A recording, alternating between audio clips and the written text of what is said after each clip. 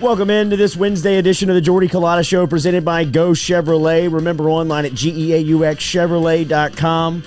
Looking forward to the new pre-owned and certified used lot set to open up here on Florida Boulevard. It'll be opening up tomorrow, a part of Go Premium Auto Sales, as we will have Lee Carney in tomorrow to start the show. Go Chevrolet, Nick Richard, Lee Carney driving us every single day. Lots to get to. Whoever told you that USC and Gonzaga was going to be a good game, you should definitely not listen to them. I'm sorry that I told you that was going to be a good game. I figured it was going to be. I mean, Gonzaga, my God, who's going to beat them? You had to give them something to look for, you know? Jeez. Might as well shoot your They're shot. done. I mean, this season's over. I mean, etch the trophy. It is done. That team is a machine. Everybody wanted Baylor and Gonzaga. You're getting them. I feel sorry for Houston and UCLA because everybody is pulling for the Zags and the Bears. But the Final Four is set. We will talk about it coming up here with Coach Mark Slessinger at 7:15. Coach Sless, of course, from UNO, the Privateers. He'll stop in, talk some basketball with us as the field is set for this weekend's Final Four. The number one overall seed, Gonzaga, still undefeated and still rolling, as last night they dismantled University of Southern California. We'll talk about it coming up here on the Jordy Culotta Show. Houston's in UCLA, the Cinderella story just a couple of weeks ago. A part of the first four games played in this tournament now find themselves a part of the Final Four. Last time and only time this has happened was when VCU and Shaka Smart were able to accomplish that in 2011. So some exciting stuff working here with the NCAA tournament. More upsets than ever. 16 upsets in this tournament going into Final Four weekend. Last night's basketball was dominated by Gonzaga, and then a really nice game between UCLA and Michigan that came down to a last shot opportunity for the Wolverines, but just rimmed out a couple of times. They had a couple of good looks under a minute. So UCLA and Michigan, USC, Gonzaga. We'll talk all about it coming up here on the Jordy Culotta Show. LSU baseball back in action. Tigers win last night over South Alabama. Sets up the three-game series between LSU and the Commodores. Kumar Rocker, Jack Leiter, and the crew will be in town starting on Thursday versus LSU over at the box.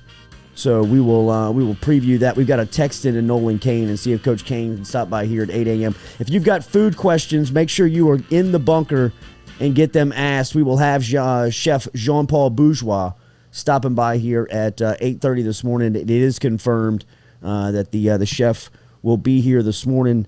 As last week he was a little busy, but He just says busy. I see what he's doing on Instagram. the pictures, bro. I mean, I'm seething.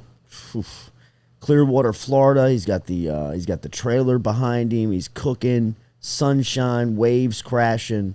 My man is living his best life right now. He'll answer your food questions coming up here at 8:30 this morning as the Jordy Culotta Show is rolling on in here on this Wednesday. Remember, our coffee is brought to you by Majestic Coffee, and anytime we talk to anyone on the phone line, so we will talk to a couple of people this morning, like Coach Mark Slessinger coming up here in a couple of minutes. That'll be brought to you by Metropolitan Health Group, as Metropolitan Health Group, real doctors, real solutions with Charlie Harvey and Jason Ramazan every single day. Gonzaga last night, my goodness, we talked a little bit about it leading off the show, but the Zags are so good. They're undefeated, looking for the first undefeated national championship since 1976 when Bobby Knight in Indiana were able to accomplish that feat. But this Gonzaga team is, they look unbeatable. They really do. I mean, Drew Timme led the Zags last night with 23. Jalen Suggs, who was one of the top recruits in the country, and you rarely see this in the Gonzaga model, right? You rarely see them get these high-end, big-time, five-star recruits. And Jalen Suggs was one of the top recruits in the country. Suggs comes out of the Twin Cities area up in the north in Minneapolis, and he's out of the same area and town as Paige Beckers, who is the freshman guard for UConn, who is lighting up the ladies tournament and has been the steadfast force for the Lady Huskies all season long. Beckers in her freshman season.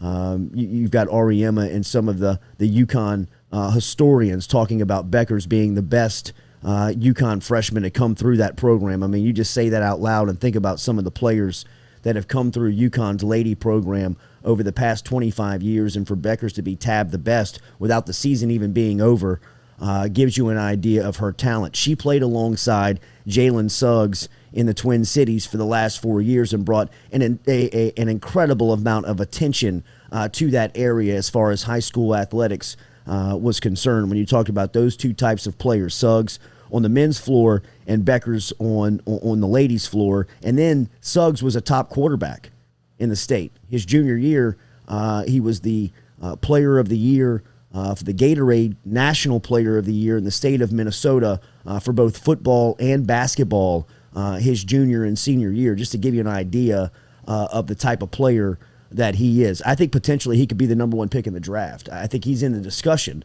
to be the number one pick in the draft after what he's shown during his freshman season. He had 18 last night, and Drew Timme was named the most outstanding player of that West region, and he dominated last night. I think Timme did a lot for his pro prospects as far as where he could possibly grade out. I mean, Evan Mobley to me is in the discussion of a potential number one pick because of his defensive prowess, and he was averaging 5 blocks per game in the tournament going into last night. He didn't block a shot, and Timme went right at him. He's got an array of moves in the post. He does, man. He's pretty crafty. Old school. Pretty crafty with the ball in the post. He's got nice touch around the rim.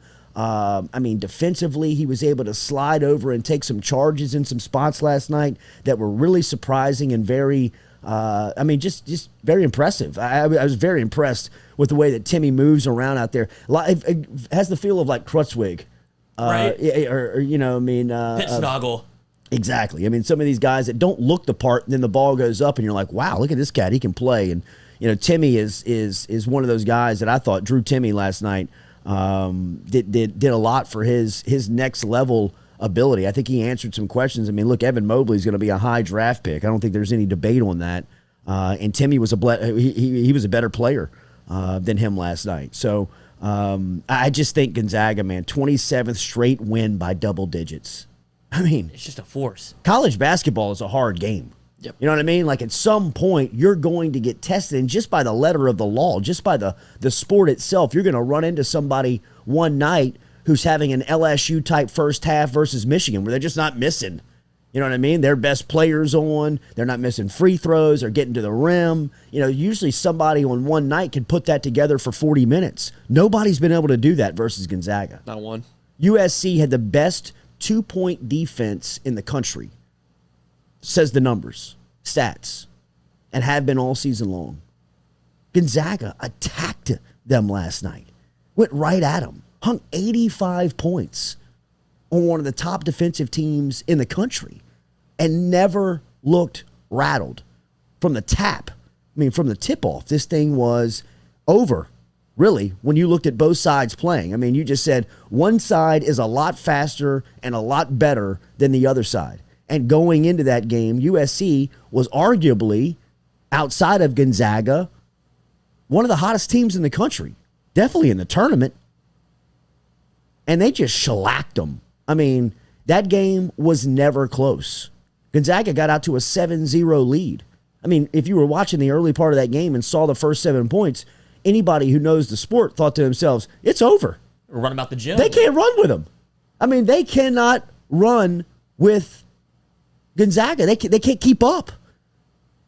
And Gonzaga does such a great job. Mark Few deserves a ton of credit for everything he's accomplished up in the Pacific Northwest and what he's done to that program. I mean, you think of the way that the Pac-12 has been represented in this tournament. I don't think that there's been a conference there has not been a better conference. There has not been a conference that has been better represented than the Pac-12 over the past couple of weeks. And to me, and I don't think it's arguable, I don't think you can argue it, is that Gonzaga is the class of the West Coast.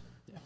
They are the face of the West Coast. So for them to go through or have to go through UCLA to get to this national championship, I think is got some symmetry there. I think there's a cool storyline there on where Gonzaga is coming from and the realm that they're stepping into. Right, Mark Few and this program has seen a ton of success. They have not seen the amount of success that they are experiencing right now. They've had players come through there, guys like Adam Morrison and players that have been high draft picks and recognized as national players of the year. But their team has never felt this strong. I mean, I believe it was Morrison and that crew who had a 16-point lead versus Kansas during his tournament run that they folded. That's when he wept. And yeah, that's when he was crying on the floor. And he wasn't an assistant coach there for a brief minute. He's an interesting fella, Adam Morrison. Yes, he is. He's well traveled. He marches to the beat of his own drum. That's for sure. Yeah, very West Coast. Yeah, very West Coast. Found him on the beach. I mean, he feels very West Coast. But dating back to that crew is when you can find. They've experienced some success, but nothing like the realm that they're walking into with this team. I mean, this team feels like an all-timer. It really does. This team feels like one that you'll talk about for a long time. I mean, feels like that Anthony Davis Kentucky team. It feels like some of those Duke teams that we've seen come through. Team that went undefeated until they didn't. They got knocked out in the Final Four by Wisconsin. Yeah, but I feel like they had so much more pub going in. Like Gonzaga's kind of been flying under the radar with how good they are. Like when Kentucky was on that run and undefeated, it was on every day. They had like a ticker going for that they were undefeated and they were going to challenge Indiana. Gonzaga hasn't had kind of that pub, but I mean, you watch them play, and they deserve everything that's coming their way now. My God. I do feel like every time you talk about college basketball, though, they give them credit. Like, they're like, this is the team. That's what I'm saying. I think it's happened now when the tournament, they can't ignore them. But during the regular season, just because of the conference that they're in, like, they kind of expected them to roll through. But they played a tough out-of-conference schedule, and they got rolling early. Well, remember, they had Baylor on the schedule in December. Yes, that's this right. game was scheduled, and I think everybody in college basketball wants to see Baylor versus Gonzaga. Yeah, they have been the two best teams from the start of the season up until this point. You would think, look, man, let's just see the two best teams play for a national championship. It seems like they're on a crash course to make that happen. I don't want to discount what UCLA and what Houston has accomplished to get to this tournament and get to this part of the tournament, but I think that the majority of college basketball fans want to see Gonzaga and Baylor play for this thing on Monday night after the weekend of the Final Four. We'll talk to Coach Mark Slessinger coming up here in a couple of minutes and get his thoughts just from a basketball perspective on what Gonzaga, that program has accomplished over the past 20 seasons and where they are now. Don't forget, Daily, we're brought to you by Daniel Newman over at Edward Jones. If you want to talk some basketball, get in touch with Daniel Newman today. But if he's going to help you with your finances, he's the best, man. He's an experienced financial advisor that can help you work on retirement, saving for college, saving for future generations. He can help you with your 401k, your Social Security. This is a firsthand testimony as we work with Daniel Newman over at Edward Jones. Email him today, daniel.newman@edwardjones.com, or you can get in touch with him by dialing him up at 225-261-8262. If you're on your way into work this morning, or if you're leaving a late night shift from the plants and you're thinking to yourself about the finances, how you want to get them in line, you want to get a clear plan for what's going on with your 401k, your Social Security, any of the finances that you want to have planned for, get in touch with Daniel Newman over at Edward Jones, 225-261-8262, or email him, daniel.newman@edwardjones.com. All right, let's link up with Coach Sless here as we will go down to the University of New Orleans as the Privateers experienced again a lot of success with Coach Sless here in another season as they were in the conference tournament. Hello. There's my guy. Good morning. How are you? We're live. All right. You doing all right? Good morning. Yeah, quick. Doing good. Quick. Yes, I know that you have a meeting coming up, so we're going to jump right into it. I thought yesterday, I told our audience and our listeners yesterday that this USC Gonzaga team potentially could be the best game of the tournament. Just make sure you tune in because USC is going to give Gonzaga all they want. The Mobley Bros are going to go off defensively. They're going to give them hell, and then Gonzaga comes out and blows them out of the gym. And It's never close. Did you really build up? Yes. Do you want all this smoke, as the kids say? Yes. I mean, like, I was inviting all of it. I make sure you timestamp it, Lloyd. Remember, I told you this. USC is going to give Gonzaga a game, and I mean, Coach, this Zag squad, they're all time, right? I mean, they're all time great. Well, as a native of Bloomington, Indiana, I can just tell you how difficult it is for me to see any undefeated team. Yeah. I grew up honoring, worshiping, acknowledging the greatest team in college basketball history, 1976 Indiana Hoosiers. Yeah. So it's very, very difficult, but these dudes are good. Mm-hmm. These dudes are good. Now, I do think they are bye, Bo. I do think that they are very lucky to be living this run they're living in the time they're living in the circumstances now. Just because you think about if they would have gone on the road to Kansas with a full house, whether they would have gone on the road to Cameron Indoor, wherever, all the circumstances that go with it that would have made it tough. But they're great. Offensively, they're the whole package. And we've seen a lot of really good, what appear to be extremely complete Gonzaga teams before. Man, this was different, dude. Why? They got some guys. Yeah, why is this team so different? Because they are built the same, right? I mean, outside of Suggs was a top 10 recruit. I mean, outside of him, right. they're very much built in the identity that few has built this program over the last 20 years. To me, they just seem like, I don't know. Coach Brady refers to it a lot as they got a couple dogs. Yeah, you know, definitely. And I think that they got that now, and they got a couple guys that got a little extra edge to them that maybe they didn't have before. They've got a couple transfers that they wouldn't have took transfers like that before.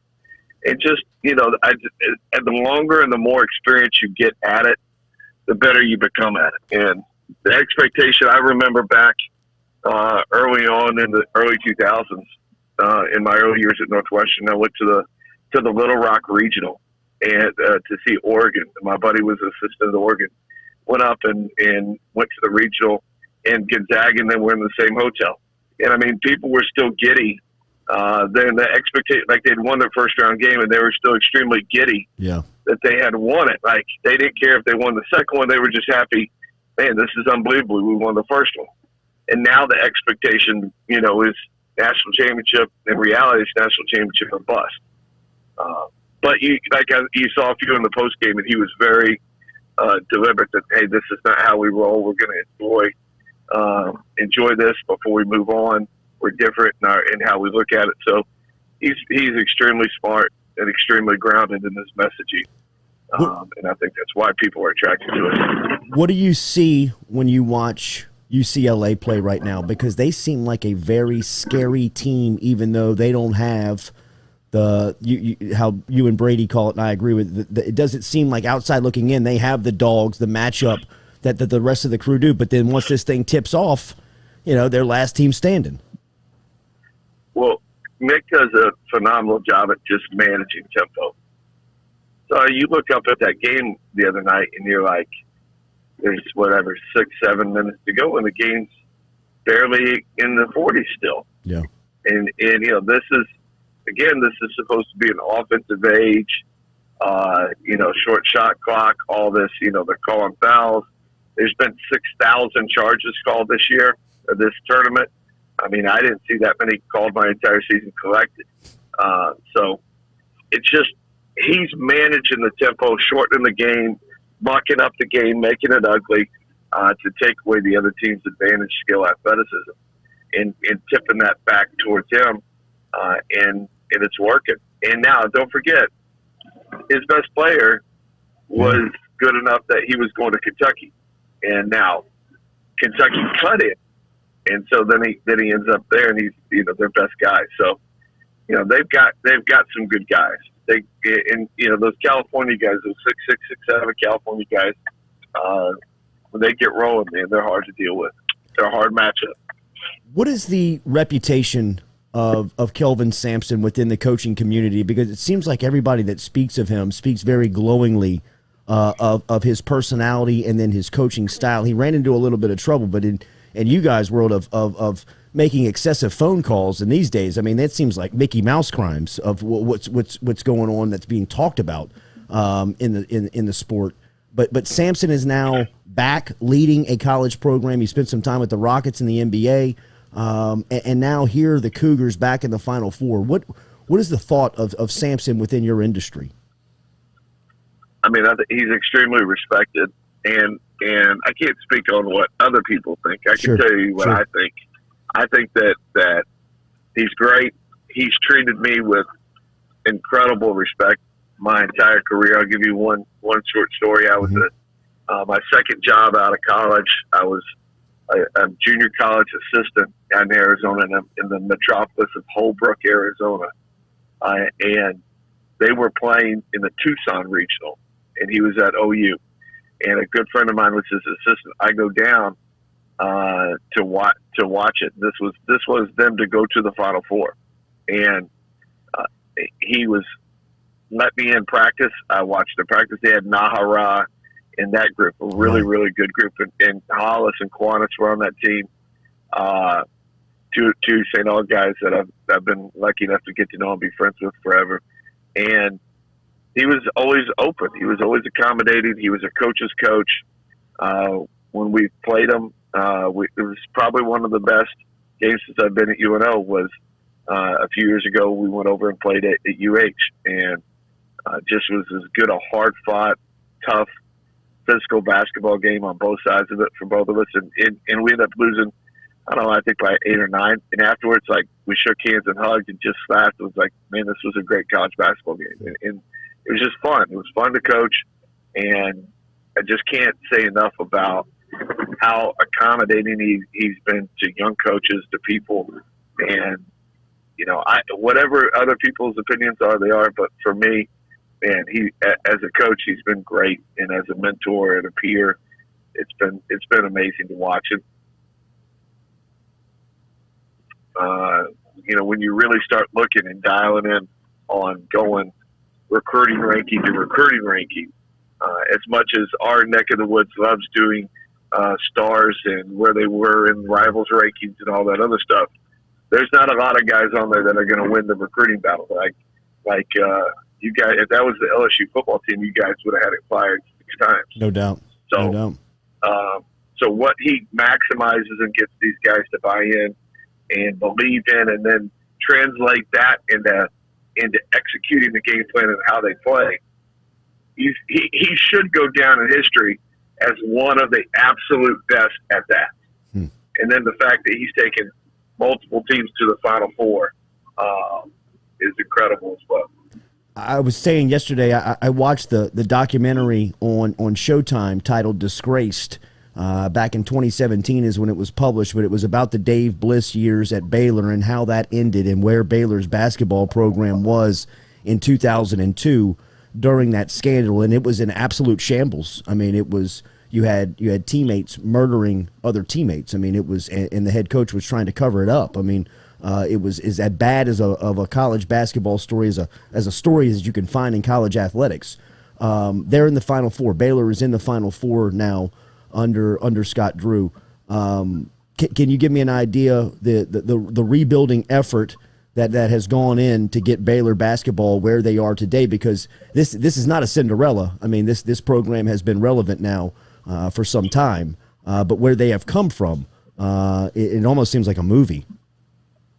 It's amazing, and anybody who knows the Drew family and the roots of Baton Rouge know they're just a different cut of people. And he was the right guy, and if you're a person of faith, like, he was blessed and God led him to the right job at the right place at the right time, and he was the right man. I think he's used his platform and used the opportunity to really do positive. You know, and you think about the basketball culture there that he's been able to establish. And then you already go on with what Kim does. Right.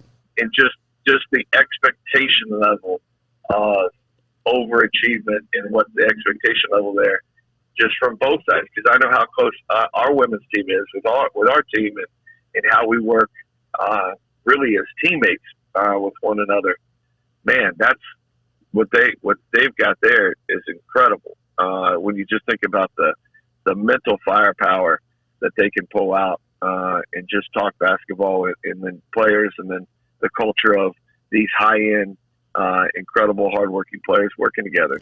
It's amazing. And then you see a kid like Butler and what he's able to accomplish, and knowing people over at Riverside and out in that side of the city. Not a better kid in the world, and couldn't be happier for him. And just success that he's been able to pull this off. It's in this tournament has been really incredible, because you've been around it and going through it. Like, these guys, there hasn't been distractions. So people are like, man, how are these teams pulling it off? So the teams that are pulling it off, these lower seeds, like, man, you would have been crushed. Like, you wouldn't have been able to really think.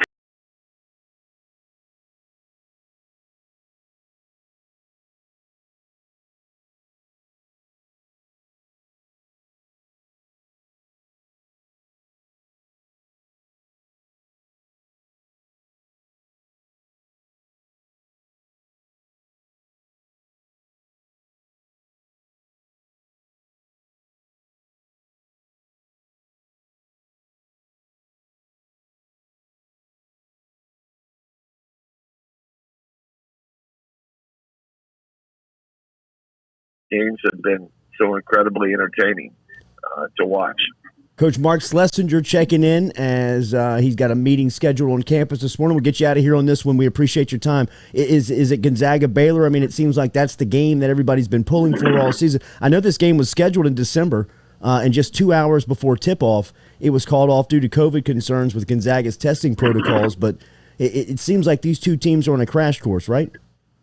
It seems like it. I hope there's one more upset. Man, I hope there's one more upset. Just for the story, and just for what's happened. I hope there's one more upset.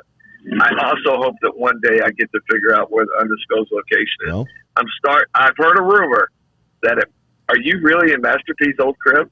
wow, I like to see where things are trending on the streets. I like to see that that's the talk. All right. So they got us off of Corporate Boulevard. They got us off of Corporate Boulevard in the old No Limit studio.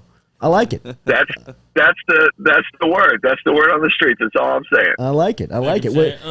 You let me know how the 7:30 goes with the administrators, and then we'll get you down to Baton Rouge and get you the undisclosed location. But on a serious note, in that meeting, it seems like things are kind of coming back to normal. I mean, you guys expect a full capacity next year at the Lakefront, the best venue to watch basketball in our state? I think so. I mean, it seems like that. The numbers. I only watch our numbers down here in the parish, but yesterday was the first day we had been our positivity rate was like 2%, and it was like the first day since February 20th that we had been over 1%. So I think things are working. I think the governor's message yesterday was extremely positive, and I think things are going back the right way. I'm excited about it, and I think. Everyone is kind of exhaling a minute and continue to pray for those that are struggling with it. I think we've all at some point have been touched with this in one way or the other. So, man, I sure do miss regular normal life a lot. So. Tell me one thing about your team, real quick. Tell me about the Privateers. I know you didn't have the regular season you wanted, but it seemed like you ended on a high note going into the off season to recruiting. We did. We won 6 out of our last 8. We lost in the second round of the tournament by 3, and lost in overtime to Nichols, the game that I coached my way out of winning. So, we're not far off. We won 6 out of 8, trending in the right way. And we've got some really exciting news that'll come out tomorrow. Nice. Out of our camp. We got even more exciting news out of our camp next week in regards to our roster and some things that are happening. So I think people are going to be pretty pleased. And rest in peace to Coach Dees, who I know. Amen. Amen. What a gentleman. Yes. And thank you for saying that. Just what an incredible gentleman. Benny Dees was the best. He was the best of everything there is about coaching. How you treat people, how you treat your players, your student athletes. When I took this job, then I was 36, young kid who knew what we were going to be as a program with our division. And he was kind. He was gracious with his time. Talked to me about the history, things that he loved, things that he would change about UNO. And his son was a phenomenal coach too until he got out of it. But just to hear the relationships and hear everything about him and what he believed in and how he treated people is what you should aspire to be and do as a college basketball coach. And one of the best, just a gentleman. I think that's the best thing that everybody that I've ever talked to and players, he was a gentleman and treated people the right way, which is a bold statement and a big statement in today's world. Swords up.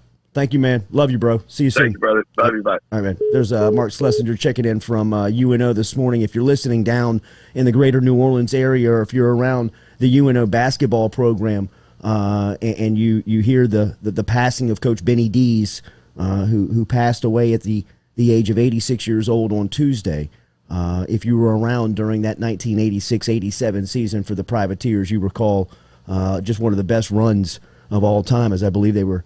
They lost 4 games that season and beat they beat BYU in the southeast region of the NCAA tournament that season, and it was an incredible run and ride for the Privateers. And Coach Dees passed away on Tuesday. So rest in peace to Coach Dees, as Coach Mark Slessinger was joining us for a couple of minutes here on the Jordy Culotta Show, catching us up to date on what's going on over there, what's going on with the Final Four, and giving us an update on all the squads there. And it was interesting to hear a coach's point of view, right, on Gonzaga and Mark Few, on Scott Drew and Baylor, on Kelvin Sampson and Houston, and Mick Cronin and UCLA. I wanted to tap into the coaching trade because all those guys, it's like a big fraternity. Anytime you're with a coach and you're at a function like a coach's convention or a Final Four or somewhere where it attracts a lot of people, or in football, something like a pro day, which LSU will host on campus this week, or the Senior Bowl down in Mobile, where you have a lot of people together. It doesn't matter whether you've got a Division II college coach or a high-end college coach. They all communicate with NFL guys, or they all communicate, if it's college basketball, with NBA guys. They all know one another. I mean, you heard Coach Sless talking about his relationship with Kelvin Sampson. Sampson has been somewhat of a mentor to Coach Sless in coming up. Benny Dees, who passed away yesterday, and UNO, what he meant to Coach Sless, and UNO, some of the recruiting stories that have brought some of these coaches down to New Orleans and down to Louisiana, has introduced these guys and allowed them to work with one another and establish relationships. So they really kind of know personalities and understand how people operate within the trade. So it was really good perspective in hearing from Coach Sless on his thoughts on the field of the Final Four, the teams, kind of how they're constructed, and then the head coaches of each group and their mindset going into the way that their teams are built and how they want to compete on this stage. I think that it's Baylor and Gonzaga on a crash course, but when you get to this level, once you get to this weekend, right, like Coach Sless said, he's pulling for another upset. But I mean, at this point, would it be that big of an upset? I guess if Gonzaga was to fall, that would just be an enormous upset if UCLA was able to take down the Dragon as an 11 seed, somebody that found themselves in the first 4, now in the Final Four. Would be an enormous upset in Baylor and Houston. I just think, the collection of coaches, the collection of teams. You've got 2 number 1 seeds, a number 2 seed in Houston, the 2 number 1s being Baylor and Gonzaga, and then you've got an 11 seed in UCLA, who has, they've answered everything. I mean, you look at the way that they throttled Michigan last night. He suffocated him. I mean, Michigan scored 49 points, man. It's just ridiculous. I've seen the box score. What was the halftime score of LSU and Michigan? I mean, they had to be. It's like 42. I mean, they had to be 42. close to that output.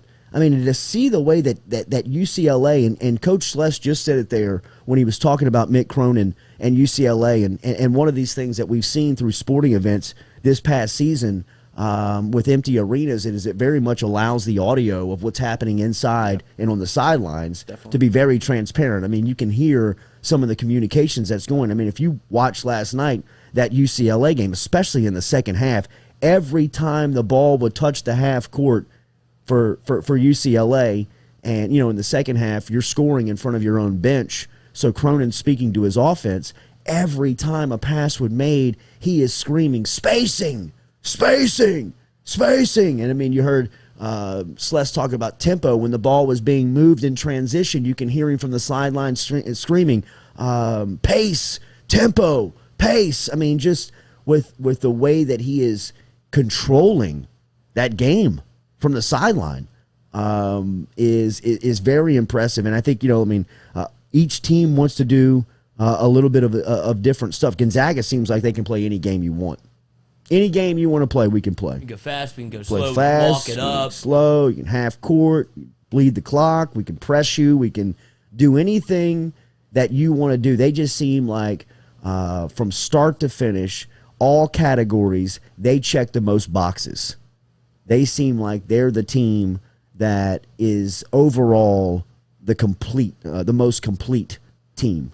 They're the most comfortable team out there too. They started off slow in the second half against USC, and they never panicked. They were up 18, but you could see that they weren't, giving it their full go, and they still weren't worried when USC kind of got on a little run there. They're just like, all right, we can kick it out here, hit a three, and then it's just, all right, boom, timeout USC. Like they feel so comfortable on that stage now with all those good players, and the way they move the ball around on offense it looks like a little bit of Golden State whenever they were in their heyday of just. It doesn't matter who's touching that ball's wheeling around, and anybody that wants it can get it and shoot it and score it. Yep. Yeah. No, they are very unselfish. They are very disciplined. They are very well coached.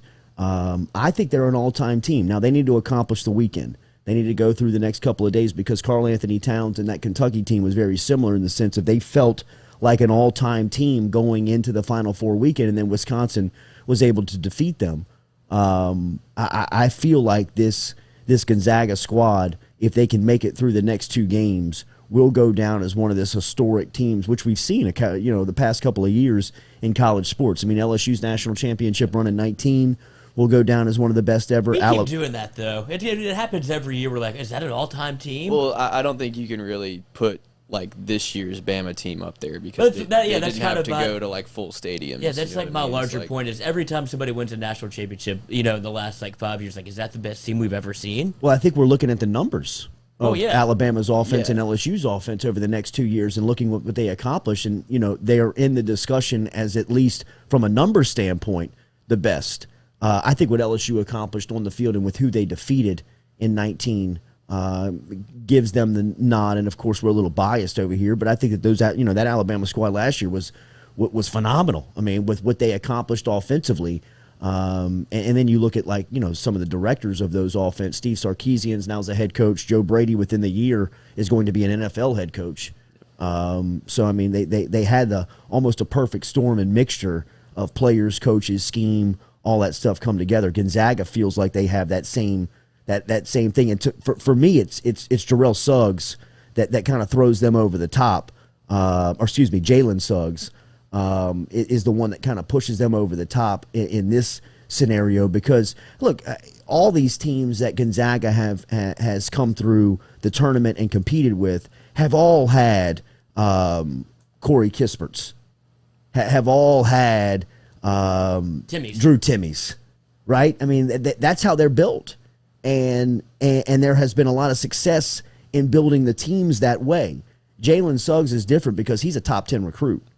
He's a game changer. Kentucky, Kansas, North Carolina, all of the Blue Bloods were knocking on his door over the last 3 years to try to get him in. In fact, I mean, some of the Blue Bloods in football were out after Suggs. I mean, look up his quarterback. Look up his highlight film as a quarterback over the last couple of seasons in high school. I mean, the guy was just natural. Very much like what he looks like on a basketball floor.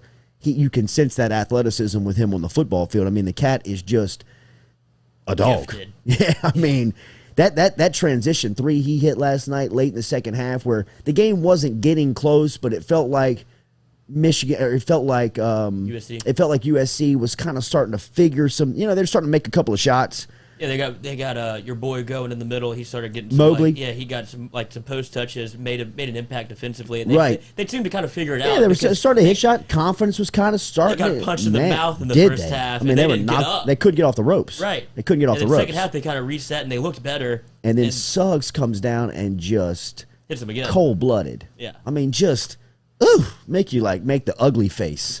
Like, damn. I mean, that just hurts. You know what I mean? You thinking, all right, maybe there's a window we can sneak back into this thing if you're USC. And then Suggs just comes down and just slices them, man, with a 25-footer from right at the top of the key in transition and doesn't even hit the iron. I mean, just a backbreaker if you're Southern California. Remember, Daily, we're brought to you by Relief Health. Relief is the best way and the only way to get your health care in 2021. In your house or on site, Relief is changing how healthcare is delivered. No more doctor's offices, no more waiting rooms.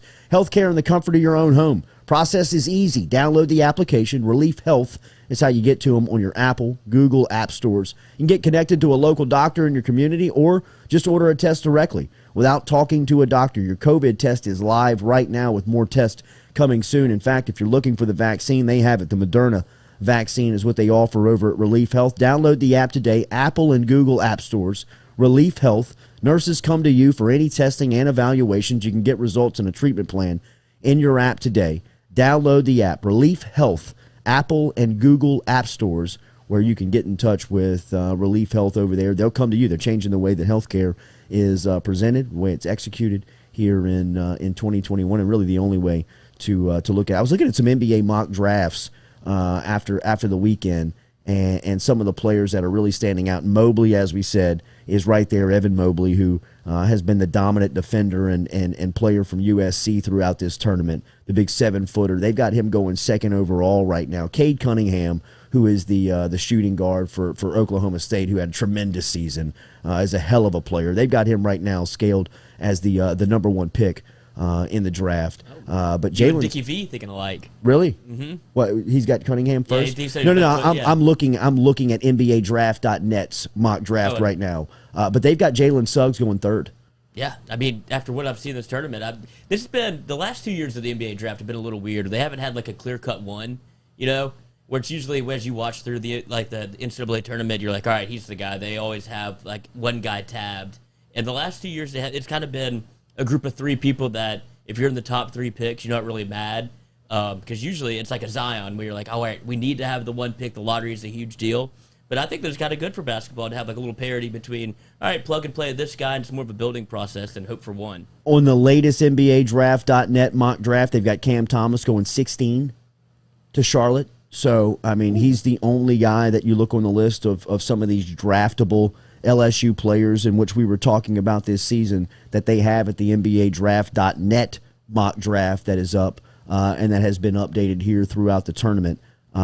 Cade Cunningham, as we said, from Oklahoma State, seems like he's penciled in there. Jalen Suggs is making a push here. I think the more he puts down, the more that he goes out and continues to play like he has been over this past year. He can only improve his stock. And Evan Mobley, as we said, the big 7-footer is in that discussion.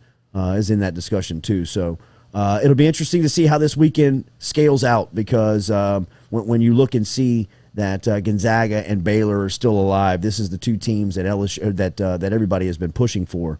It seems like to square off, and it could happen for a national championship. All right, we'll reset and close that hour number 1. We'll look forward to hour number 2. Remember, your food questions coming up with Jean Paul Bourgeois, who is the resident chef here on the Jordy Culotta Show. If you've got questions, remember, jump inside of the bunker for your food questions. We will get them asked. We will get them answered here coming up on the Jordy Culotta Show. As just jump inside the bunker, drop the hashtag, ask the Jordy Culotta Show, and we will get it asked and answered coming up here shortly at 8:15 and food questions coming up at 8:30 this morning. We'll close that hour one when we get back. How confident do you feel about your streaming service? Do you know if you have the right gear or not? Is Facebook and YouTube consistently letting you down? I now present to you WSN Live. WSN can help your church, your team, your community bring everyone together for one streaming service where there's no more equipment guessing, broadcasts that your audience will absolutely love, and a support team that you will have around the clock. WSN Live. It may be the last week of Women's History Month, but the Gridiron Show with Whitney Breaux isn't going anywhere. An all-new episode is now streaming on YouTube and podcast platforms featuring Dr. Lakeitha Poole, Director of Sports Psychology and Counseling for LSU Athletics. We talked with Dr. Poole about the power of flexing your mind if you want to be the best. Don't miss an episode of The Gridiron Show by subscribing now and follow us on social media at Gridiron Show. Can you be assured that the air and surfaces in your home are clean, sanitized, and safe for you and your entire family? You can now by logging on to Valera.com/Jordy Culotta, where you, your home, your office, your family can be protected 24/7 with active pure technology. This NASA-based science has proven 99.9% reduction of airborne SARS-2 and COVID-19 virus in just 3 minutes. Log on now to Valera.com/Jordy Culotta. Have a late night and can't make it for the Jordy Culotta Show at 7 a.m.? No worries.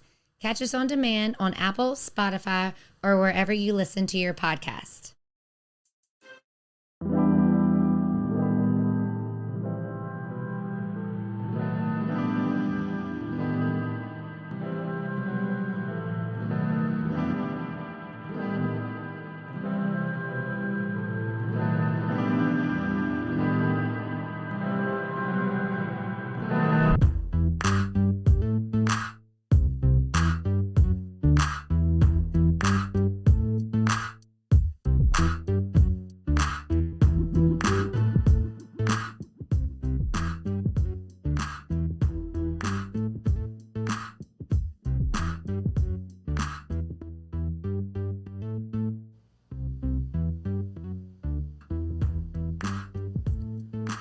Welcome back into the Jordy Culotta Show presented by Go Chevrolet. Remember, coming tomorrow, Go Premium Auto Sales. The used car lot is opening up here in Baton Rouge on Florida Boulevard. Be prepared. Lee Carney will be in studio with us tomorrow morning as he'll stop by at 7 a.m. Just lead us off on some of the exciting news that's happening over at Go Chevrolet. The brand is continuing to expand as the showroom is located down in Laplace, Louisiana. Stop in and see all of the good people, Lee Carney, Nick Richard, and the crew down there in Laplace over at Go Chevrolet, as they can get you into a brand new car or a used car. And if you're in Baton Rouge tomorrow, Go Automotive Premium Sales will be over at Florida Boulevard, and we'll tell you all about it with Lee, Nick, and the crew coming up. You see the NCAA going NCAA on Oregon State the other night? Yes. As Oregon State was bounced out of the tournament by Houston as they fell 67-61 in the Elite Eight. The number 12 seeded Oregon State, the Beavers, saw their Cinderella story come to an end. But after that, the game ends rather late, and they get back to the hotel. And instead of letting the Beavers fly out the next morning, NCAA says, "That's it, boys. Runs over, pack it up. Your flight's leaving at 1:15 in the morning, heading back to Eugene, getting the team back to Corvallis at 4 a.m. on Tuesday morning." No late checkout for the boys? Nah, not going to let you sleep in there. No mid on the pillow, none of that. Just, hey, get your shit and go. Yes, man. And look, this is typical NCAA, as we've seen them get the majority of this tournament wrong from the start, right? I mean, look, it was destroyed on social media when a picture of the men's and women's weight room was shared to the masses. Then they tried to make it a spacing issue rather than just telling the truth about the matter. Just own your mess, man. Oh, well, the best thing is that they didn't even know it, but the NCAA women had boots on the ground because everybody has Instagram and Snapchat and every social media you could hope for to report on. Like, no, we got plenty of space. I'm here. There's just nothing around me. It's unbelievable, and not even to think of that from a public relations standpoint. Like, hey, nobody in the back raised their hand and said, hey, you do understand that all of these kids are going to have phones in their hand and they're going to exploit us more than the story is, right? Like, I mean, if we try to get away with this, they're only going to put this and publicize it for us. Blast. I mean, they're going to be the worst PR team that we could hire, right? Except we don't pay them. So they're going to do it for free. We need to figure something out quick. Oh, yeah, they're already doing that. They're great interns for the NCAA. Yeah, right.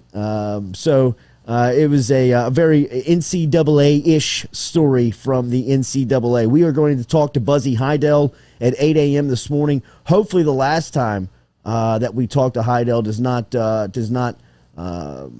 not happen again. If you recall, that's when I got hit with the muffin mid-interview. Hit with the muffin. Oh, my God. I mean, like, socked to the stomach and real time within the interview, bro. Had to, like, get up and blow chunks. I just got up and puked. Yeah, man, just got up and puked, bro. Glad to see that you saved that one. Oh, yeah. Play the hits here. Never has that happened. He was a little miffed. He was. He was. I mean, and I didn't even have the strength to tell him, like, Buzzy, I'm dying over here. So hopefully we can make a little light of that when we come back on the Jordy Culotta Show at 8 a.m. as we'll be joined by Buzzy Haydel talking some LSU baseballs. Last night, the Tigers were able to get back into the win column and wash that bad taste out of their mouth that happened over the weekend in Knoxville as the Tigers were swept by Tennessee. You know that. Going into this week, but last night was able to get off the schneid with an 11-1 win over Alabama. Tigers improved to 17-8 on the season. They will return to SEC action, and this is a huge one, starting on Thursday with Vanderbilt coming to town. I think I think you look at the scenario where LSU sits in right now, and ideally this is not the time or the place where you want Kumar Rocker and Jack Leiter and Vanderbilt coming into town. But usually this could sometimes backfire in the face of momentum. Sometimes you can play this as nobody expects you, kind of the me versus the world mentality, which LSU will have to have going into game one on Thursday night. But last night, Will Helmers was the first of 8 LSU pitchers. He got the win, though, as he fired 2 shutout innings, gave up a walk, was able to deal a strikeout.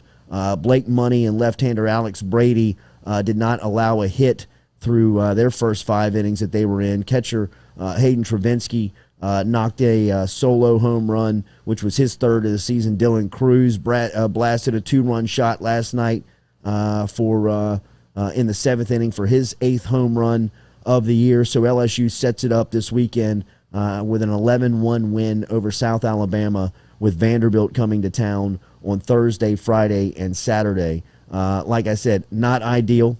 No. Not at all. Not how you would script it, how you would want it to play out. But this is the SEC, and there's really nowhere to run. I mean, you heard David DeLucci last week speaking of the overall conference, and we've heard Hunt talk a little bit about it, and we'll touch on it with Buzzy here in a couple of minutes. But, I mean, I was peeking at that Mississippi State-Arkansas series over the weekend and saw what Mississippi State did to LSU 2 weeks ago and how Arkansas handled Mississippi State last weekend in 3 games, with Arkansas being tabbed as the number 1 team overall in the country. And, that would obviously put them atop of the conference. And you look around this conference, man, and as DeLucci described last weekend, even Alabama, a team and a program that has been down for years, is going to compete within the SEC West. You see a team like Tennessee and Knoxville sweeping LSU over the weekend, which is, you rarely see that ever happen, with Tennessee being relevant in the sport. So, I mean, overall, the conference is just very, very healthy with competition. But, LSU kind of finds themselves in an identity crisis of who they are and trying to find out what they're going to be, whether it be offensively or are the arms that they expected to be so dominant going into the season, are they going to live up to the billing? I mean, outside of Landon Marceau and some spots from Labus, inconsistent has been the story of that frontline pitching. I think, the surprise has been the power. Right. The home runs. And it would be nice if you could marry the two. Yes. The good pitching that we had preseason and then the whole, the offense that has kind of surprised us a little bit. If you put those two together, that's how you win some baseball games. Absolutely. And Buzzy Haydel knows that a lot better than we do. Well, he did both. So we will ask him. We will ask him coming up here on the Jordy Culotta Show. Remember, jump inside of the bunker with your food questions. We will turn towards LSU baseball coming up here as we will begin to break down a little bit of the weekend series with Vanderbilt, see how Buzz feels about LSU going into the matchup.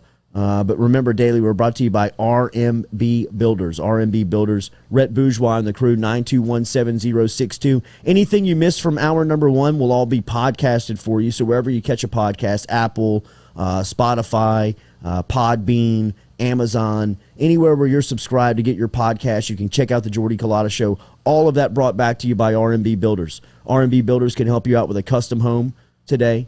They've got commercial license to help you out around the office if you need some help there. They can help you with a restoration if you need some rebuilding done around the house. Get in touch with Rhett and the crew. RMB Builders, 921-7062, 921-7062, or online at rmb-builders.com. rmb-builders.com. Buzzy Haydel, when we come back here for hour two, starting you off on the Jordy Culotta Show, driven and powered every single day by Go Chevrolet. Go Chevrolet is under new management, but it's the same old familiar names that you know here from the area. Lee Carney and Nick Richard are up and running in LaPlace, Louisiana, and they want you to stop in today. But if you can't, they'll make it easy for you. They'll come to you. Log online to GoChevrolet.com. That's GEAUX Chevrolet.com. Go Chevrolet is conveniently located on Airline Highway in LaPlace, Louisiana. Shop all the inventory, whether it's new or pre-owned, at GoChevrolet.com. That's GEAUX Chevrolet.com. Dr. James Johnson and Dr. Chad Spillers of Johnson and Spillers Dentistry, with two locations, one in Gonzales and one in Baton Rouge between Segan Lane and Bluebonnet, offer everything from ceramic crowns to pediatric dentistry, dental cleanings, Botox, extractions. They're online at johnsonspillers.com. Located in Gonzales and in Baton Rouge, seeing both new patients and existing patients, log online to johnsonspillers.com. If you missed the show, you can always check out our podcast, brought to you by RMB Builders, on Apple, Spotify, or anywhere else you can listen to podcasts. It may be the last week of Women's History Month, but the Gridiron Show with Whitney Breaux isn't going anywhere. An all-new episode is now streaming on YouTube and podcast platforms featuring Dr. Lakeitha Poole, Director of Sports Psychology and Counseling for LSU Athletics. We talked with Dr. Poole about the power of flexing your mind if you want to be the best. Don't miss an episode of The Gridiron Show by subscribing now and follow us on social media at Gridiron Show.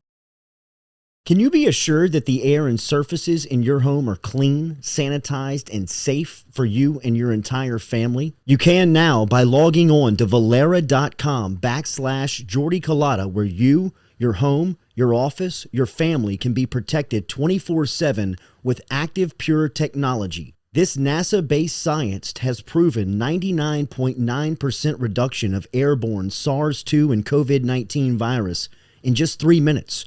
Log on now to Valera.com/Jordy Culotta. Have a late night and can't make it for the Jordy Culotta Show at 7 a.m.? No worries. Catch us on demand on Apple, Spotify, or wherever you listen to your podcast. How confident do you feel about your streaming service? Do you know if you have the right gear or not? Is Facebook and YouTube consistently letting you down? I now present to you WSN Live. WSN can help your church, your team, your community bring everyone together for one streaming service where there's no more equipment guessing, broadcasts that your audience will absolutely love, and a support team that you will have around the clock. WSN Live.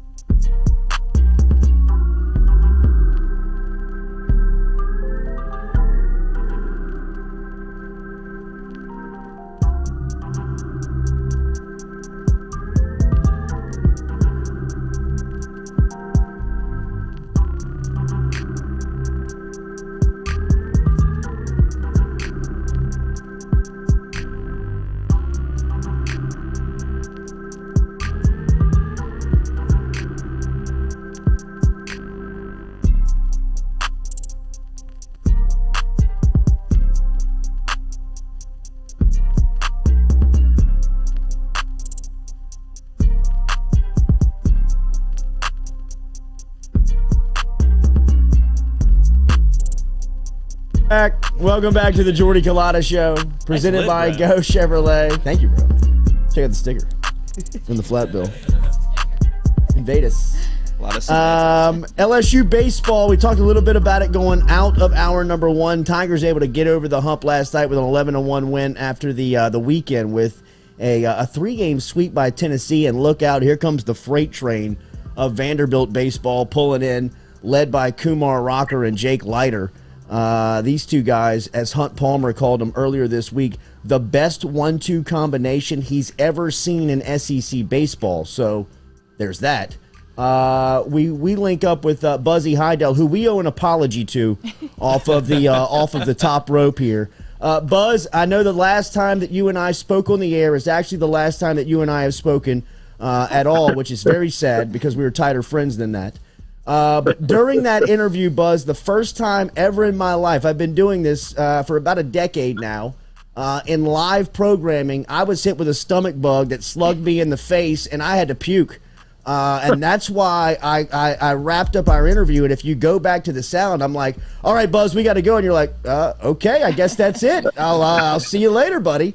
And we were never able to apologize about that. So publicly, let me tell you, I am sorry about the way we hung up last time. Even though it sounds like we're dating. It's funny because I had a couple of buddies call me or text me like, what happened with you and Culotta? I was like, I don't know what you're talking about. And then when I went back and looked at it, it was quite funny. It's the scene out of Dumb and Dumber, right? When he's lit his I'm talking about the one where he lit his leg on fire and he's trying to get the number from the girl. And he's like, just give me the damn number. He's like, you're just trying to get me to shut up as quick as possible so you can get to the bathroom. I hear you, man. No worries. All good. Glad to be back on the show. And my mom, yes, it's great to have you back. And like my mom said, she was watching live and she was like, and poor Buzz, he gave such a great answer to your question. I mean, it was so thorough in his answer, and you could tell you're trying to just break it. Thank you, Buzz. Thank you. But Buzzy, this 1-2 combination that LSU is going to face this weekend. You faced a lot of dominant pitching during your championship run with LSU back in 2009. Have you guys, has the program ever seen like what's pulling into town on Thursday night with Vanderbilt led by Kumar Rocker and Jake Leiter?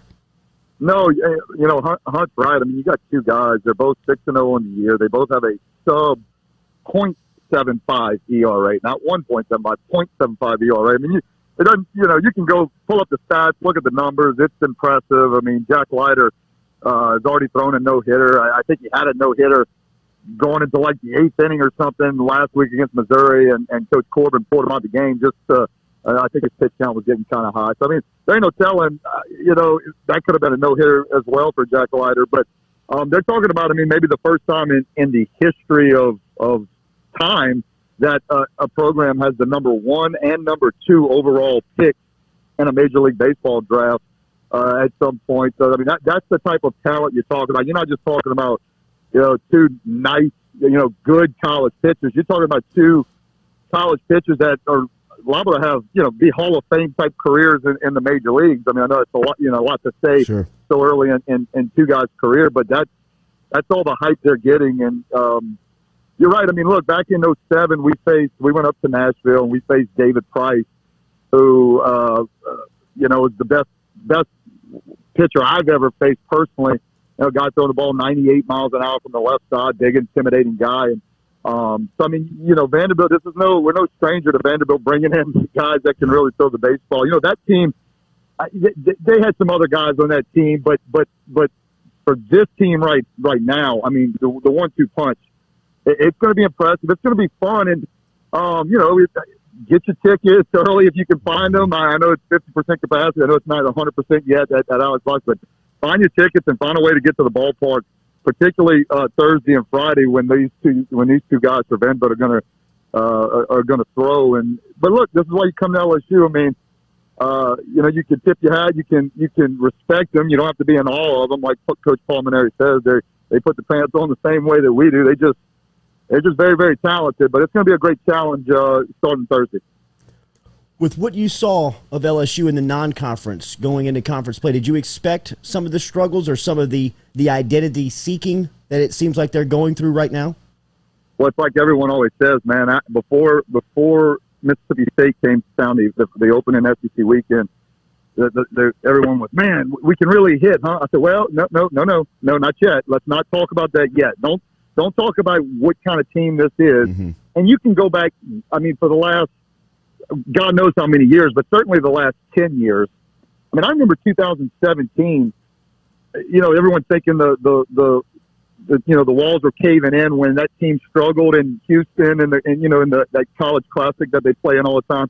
They struggled there. They had a couple losses early in the season. Everyone's thinking this team, wasn't the team that they thought they should have been and all this. And then, of course, they make it to the national championship game to lose to Florida. But they ended up having a great season, right? And so a season is just a college baseball season there's just so many games and so many things can happen during the course of a year. So the first 3 or 4 weekends, you can't put your finger on what a team is or what a team isn't. And so, look, you try to win every game you play, but those first few weekends, we're still hitting the ball out of the ballpark. Don't get me wrong, but you've got to, when you get to SEC play, the margin for error is so small, and you just sometimes. I mean, look, I thought we outplayed Tennessee really all weekend, and we come out without a victory, and so sometimes it's just the margin for victory is so small. So I tell people all the time, don't talk to me about or don't.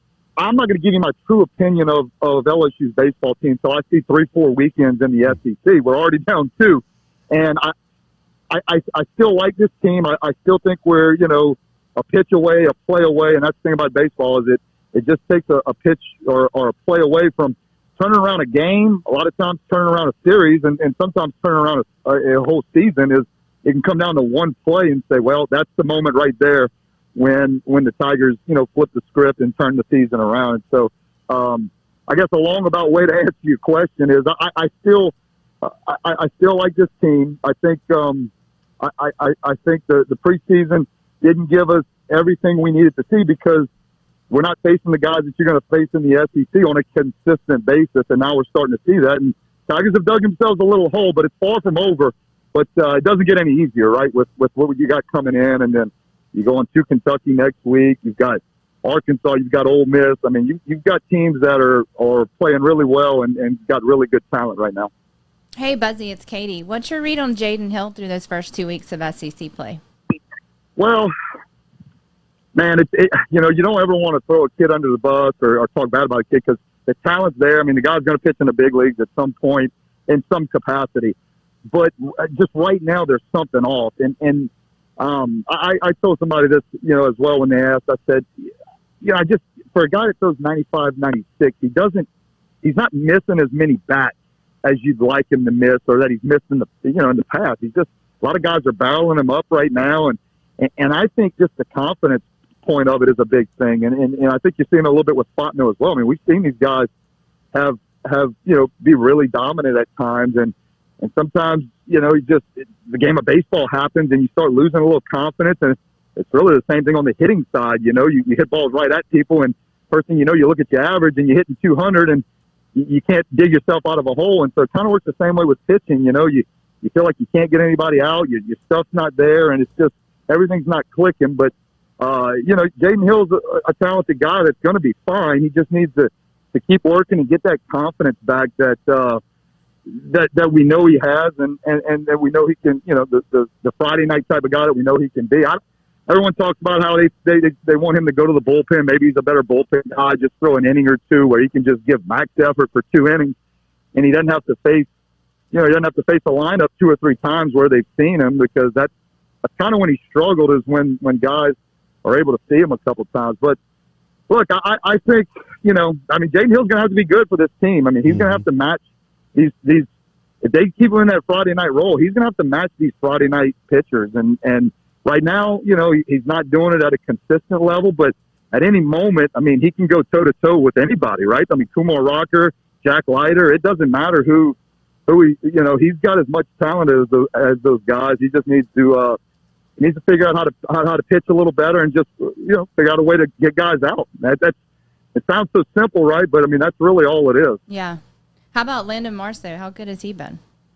Yeah, he's been, Landon Marceau is really the guy for me right now, that if anything ever moves with the pitching rotation, Paul Maneri wants to take Jaden Hill out of that rotation and put him in the bullpen, which it doesn't sound like that's in the plan for any time in the near future. But I mean, Marceau's the guy that would handle the Friday night role. I mean, and he could handle it now if Coach really wanted to do it, because that's how good he's pitched. And we know, I mean, he went to whatever it was, 33, 34 consecutive innings without giving up an earned run. I mean, he's the most consistent LSU guy right now. From a starter standpoint, he gives, it's the old saying, right? He gives his team a chance to win every time he's out on the mound. And you can say the same about A.J. Levis. I mean, both those guys, every time they start a game, they're giving their team a chance to win. And with these young guys, you know, learning how to win is a big deal. I mean, you see the Dylan Cruz, Trey Morgans, all these talented players, these young freshmen out of the bullpen. You know, they've never experienced failure, and so they got to experience a little bit. And sometimes you're going to lose some games. It's going to be a little bit of a rocky start or a rocky weekend at times, but they're going to figure out ways to win. And once they figure out those ways to win those close games and flip the page, I think LSU is going to be fine. Some of the positives through this part of the season, it's got to be Cade Doughty and Dylan Cruz and the way that they've been hitting the ball for power. How have you seen this lineup? Because that was very unexpected. Like you said, talking about them in the preseason, I mean, when we were going and previewing the season, you were talking about the frontline arms and some of the question marks that you were going to have in the lineup. And really, those guys answered that pretty early on. Can they maintain this power that they have found early on? And where do you see this lineup evolving into? Well, I'm never been so happy to be wrong in my life, because I told this show I said, you know, I just real concerned about the hitting, and the reason is you didn't have anybody that really had done it before. I mean, really the only guy that's done it before is Beloso, and he's probably the guy that I love Cade, but he'll tell you this too, and he's hitting some balls hard right now, but he's the guy that's probably the one that's really the most surprising is Beloso not hitting as well as he has in the past, but.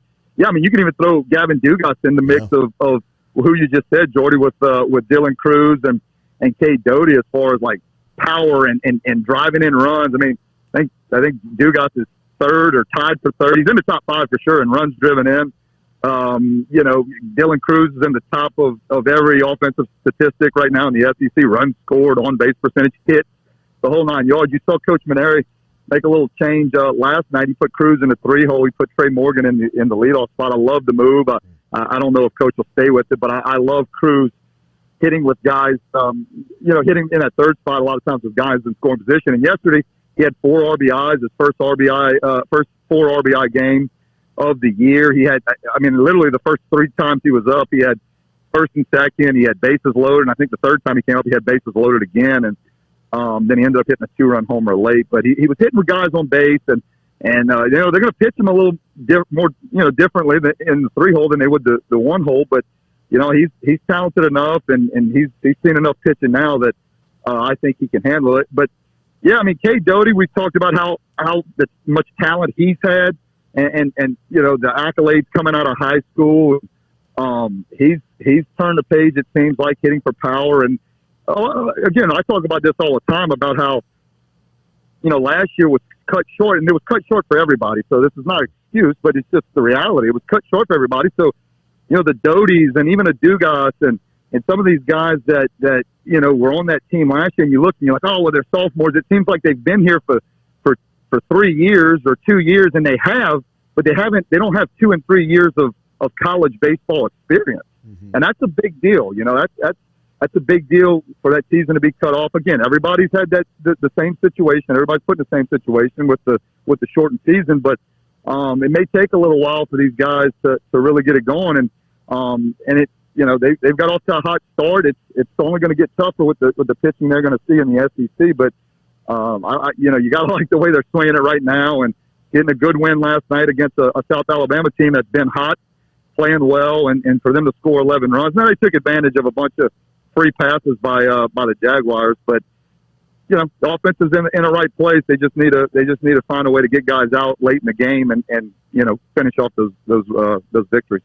You have played in some of the best atmospheres that LSU baseball has provided. Mind you, it was at the old box, but you know what the fan base looks like when they're in it and they're enthusiastic and they jam the place full of people. 2,500 people is still a lot for a lot of college baseball programs around the country. Do you still see the crowd making an effect? Is there still a home field advantage for LSU, which is something that LSU baseball has been able to sell for 30 years?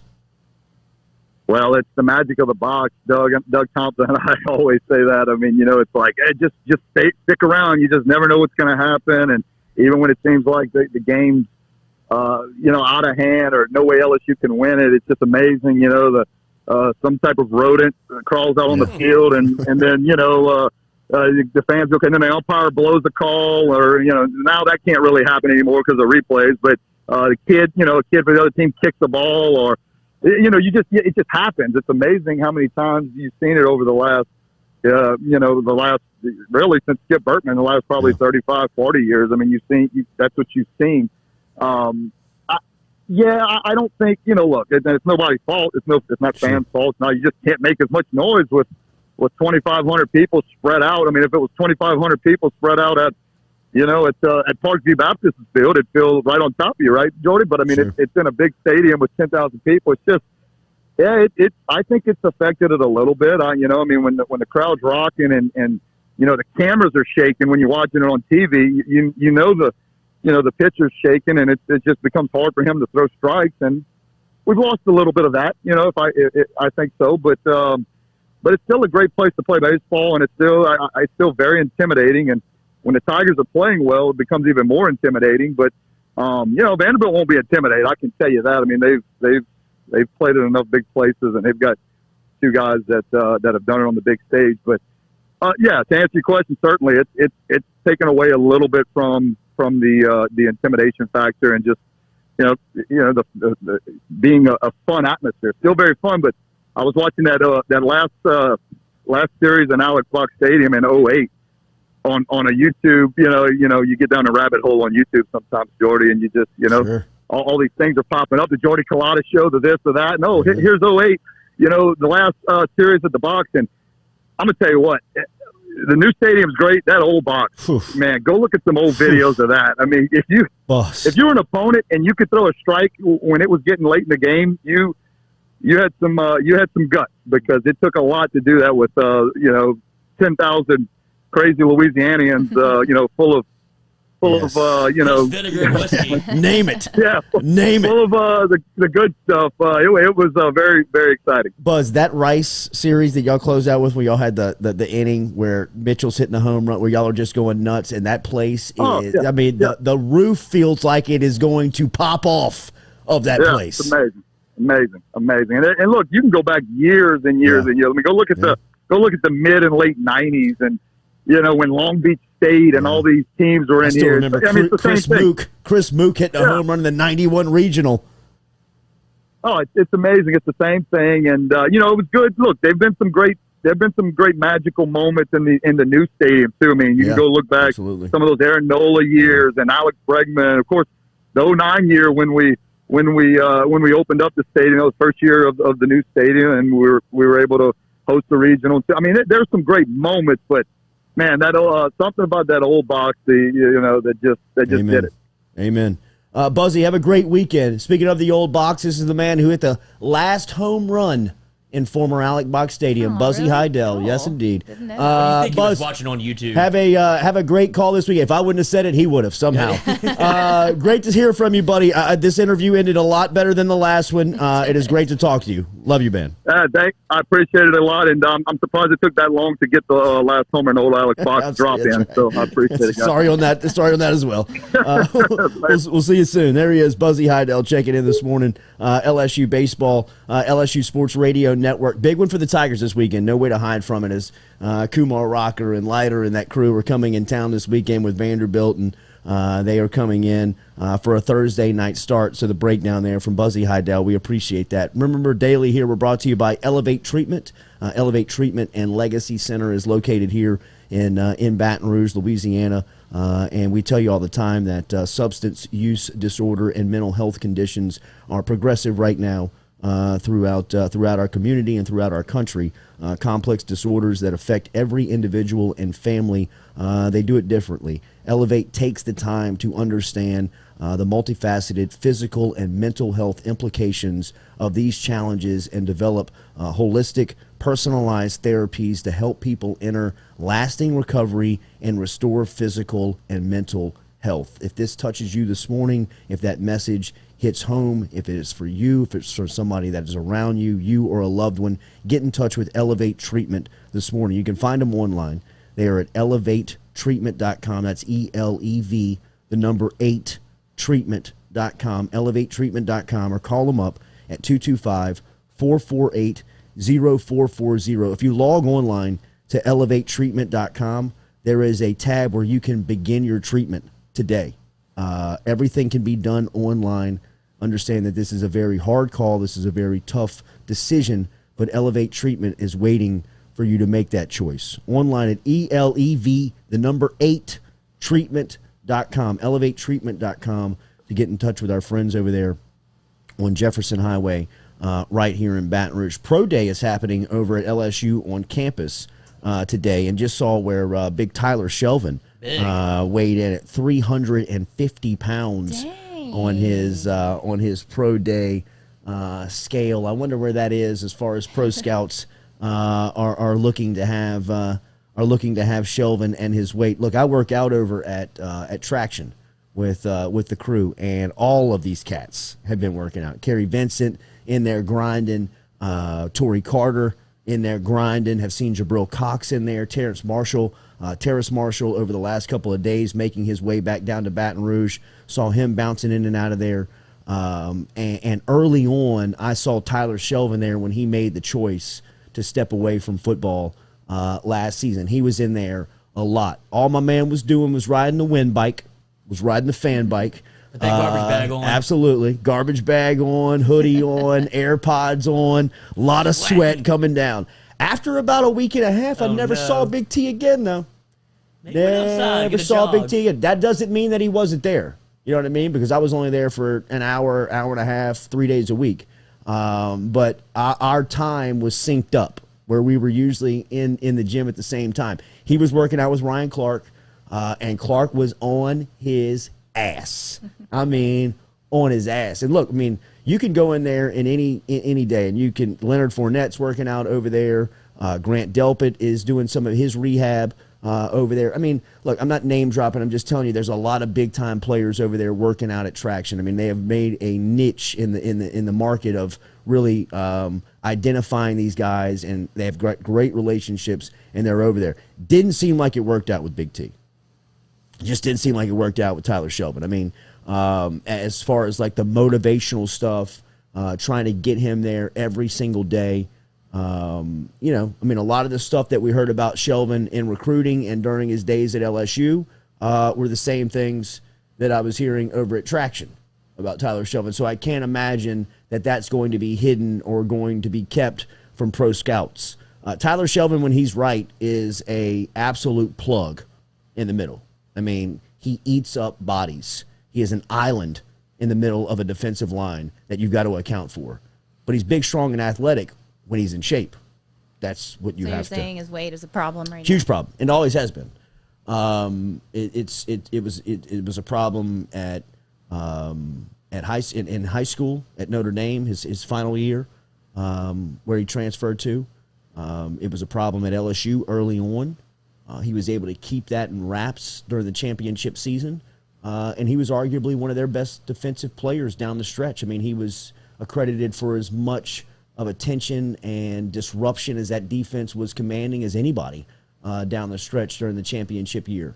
And then going into his draft season, for whatever reason, the day after Jamar Chase decided to opt out, Tyler Shelvin made that same decision. It's a pretty good idea. Yeah, and I think that's what he kind of saw. He kind of saw an opportunity, and this is just me personally speaking. This is not going by anything. I'm just giving you my account of Shelvin and covering him. I think he saw an opportunity to get away from running every day, from getting away from practicing every day, from getting away from having Tommy Moffitt breathing down his throat every day, from getting away from Ed Ogeron breathing down his neck every day. I was about to say, breathing down his throat. I mean, just Sorry. They like the kid. What do you want? God. Yeah. Where did that saying come from? I mean, breathing down the neck. You said it right the second time. But breathing down the throat. I sat with that for a second. Like, huge difference, right? If you breathe down someone's throat versus their neck. I mean, I don't know. It sounds like you're inside him when you're breathing down his neck. Right. Yeah, but that's even better. Yeah. I mean, he needs that. Tyler Shelvin needs somebody to breathe down his throat so he can't put any food in there. That's right. Clog it up. Clog it up. So what's he doing? Like, is 350 too heavy? What's next? I don't know. That's what I'm saying. What was he playing? I don't know that. We don't know. We're just weight shaming him, but we don't even know. No, I'm not weight shaming him. He has a past. I'm curious. I'm curious on what the number is that they want him at. 350 might be it. You know what I mean? Like a 350, it depends on heavy. On what. I agree, it is heavy. Nick, see if you can't find what Tyler Shelvin's playing weight was during the championship season. Or there's got to be a story out there of Ogeron saying what the ideal weight was that he wants him at. I'd imagine somewhere around 320, 325. Yeah, 330. I mean, you got to 350 is a monster. You have to realize now when talking about this cat, when he is right, he is a dominant, scary athlete. I mean, he is 6'4", 300+ pounds, moving like a point guard. They had him at 346 in 2019. 346 in the 2019 roster. On the 2019 roster. Okay, so that's not right. I mean, that's a roster weight. You know what I mean? So that usually is not going to stick through the year. Usually you're placing those roster weights in the summer. But I don't know what the ideal weight is for Shelvin, but I do know that his weight when right, he's a problem. He's a big problem for the other teams, for the other team, because he is so quick off of the snap and he's so strong, obviously, that he just has this strength, speed, size combination that is very tough to account for. I mean, at least double team, is what you're talking about. And from that position, that is what you want. You want him to take on two people so that Patrick Queen and Devin White and these athletic linebackers out, behind him, right behind him, don't have to deal with these offensive linemen getting off the defensive line and going to block them. Because if you put 6'4", 300 pounds on a guy like Devin White or Patrick Queen, if they can't get off of that guy, well, then now they're out of the play. But if Tyler Shelvin can eat up two of them, and Devin White and Patrick Queen can just look and bounce and be athletic and go make plays and run and get to the ball carrier, well, then that's what you want him doing. And when he's right, he can do that just about as good as anybody. Yep. So the other way that I saw that was interesting was Jacoby Stevens, 212, which I think is pretty svelte for our guy. But see, I think he's a linebacker at the next level. I don't think he can play DB. I think he's a rush type guy. I think that's where he was his best. He can't cover. No, he'll play in the box. That's what I'm saying. He's got to play he's got to play close to the line of scrimmage, and he's best disrupting in the backfield. I mean, that's where he kind of found his role on the championship team down the last couple. Yeah, absolutely. Just get back there and be an athlete, bro. You know what I mean? You can't cover anybody. He gets lost in coverage. You know what I mean? He's looking and he's just not comfortable in coverage. I mean, that's a tough skill. It's a lot harder than it looks. I mean, I know that there are a lot of people that make that look pretty simple. The Patrick Petersons and the behind you. Yeah, absolutely. I mean, Morris Claiborne's. I mean, all those guys have make coverage look easy, but it's. I think it's a very hard skill to do. All right, food questions. You got them? Got one. You got one? Anybody got any personally? For the chef? Oh, right, good. Good. All right, let's go talk to the chef here. Let me pull him up. We got Jean Paul. Jean Paul. Jeff Marcel. How do you say Marco. He said Lorraine is Shelvin's nutrition. Lorraine. I love that Lorraine is stuck. I love that we're still in Lorraine, too. Poor Lorraine. Hey, guys. Good morning. Yes, sir. There he is. How are you, man? The picture the other day. Are you kidding me? Which one? The one on the beach with the tongs. Gotta love it, dude. Woo. Gotta love it, man. Are we still in Clearwater? Yeah, just for a couple more days till the 2nd. Yep. Where to next?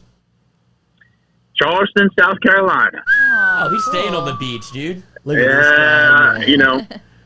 staying coastal for a hot minute. Absolutely. So, any experience in Charleston, or you guys just throwing darts at maps and just saying this is where we're headed to next? No. So, unlike St. Pete, Tampa area, I have a lot of experience in Charleston. Been there many times, eaten around the city a number of times, and I'm probably in Charleston once or twice a year at least. Food festivals, fishing, just visiting friends, and so on.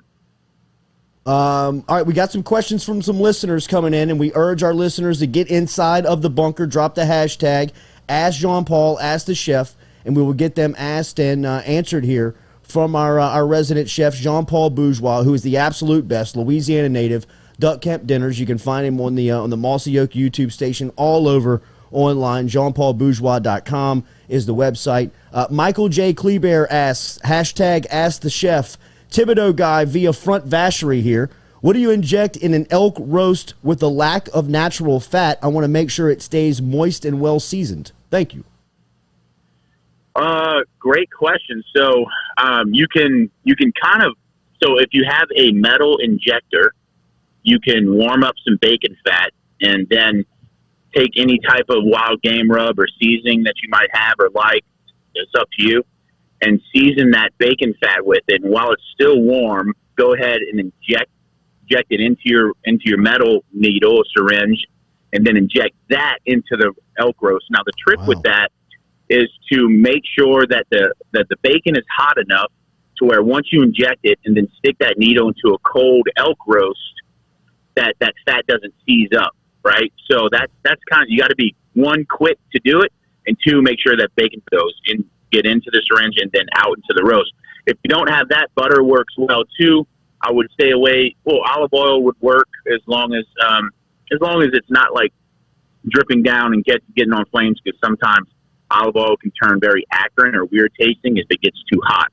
So, but I would suggest any butter, bacon fat, beef tallow, if you have that you can render down. All those things work with introducing fat to a lean main muscle. Speaking of olive oil, I just got a new wok, which is the first time for me. It was pretty tough endeavor. I had to season it myself, and I let the olive oil get too hot in there. What do I do? Did I ruin it?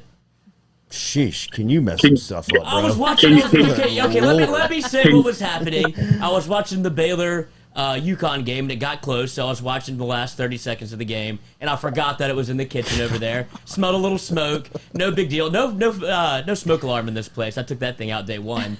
But so now I reached my smoke point. Now I'm just wondering, there's a little char on there. How do I get that off? Next thing you know, the YouTube station was gone. You deleted your wok. I did delete. That's no problem. I mean, was it olive oil you were using? Yeah, avocado oil. Okay, higher smoke TB12. point than olive oil, so that's good. Yeah, there's nothing wrong with that. The best woks are seasoned in that way, and that's just like you would season a cast iron pan with hot oil and leave it in there and let it kind of get that coating. So you can do the same with a wok. So I don't know if it's just that tanned oil coating that you're talking about, or literally charred. If it's charred or burnt on, then that's something you might want to get Lloyd's used. face makes it look like it's burnt on. Looks like we got an issue. Yeah. Looks like we got an issue. Yeah. Then your best case for that is a Brillo, a steel brush, and just Dawn, something that removes grease in hot water. Let it soak for an hour. Scrub it out. Dry it off really well, and then re-season it with oil. That's what I'm terrified of. Chef, we were just talking about Tyler Shelvin. And Tyler Shelvin was the nose guard on LSU's national championship team 2 years ago. He decided to opt out last season, and now today is going through LSU's pro day. He just weighed in at 350 pounds. From a chef standpoint, I know that a lot of athletes within their second contract usually bring in a nutritionist or even a personal chef to their day-to-day operations. For a guy that's from South Louisiana, like Shelvin is, and he's a Crowley native, he's been eating well his whole life.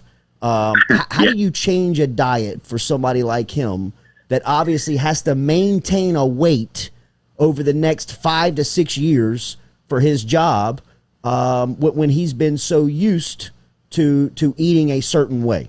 How do you change somebody's eating habits?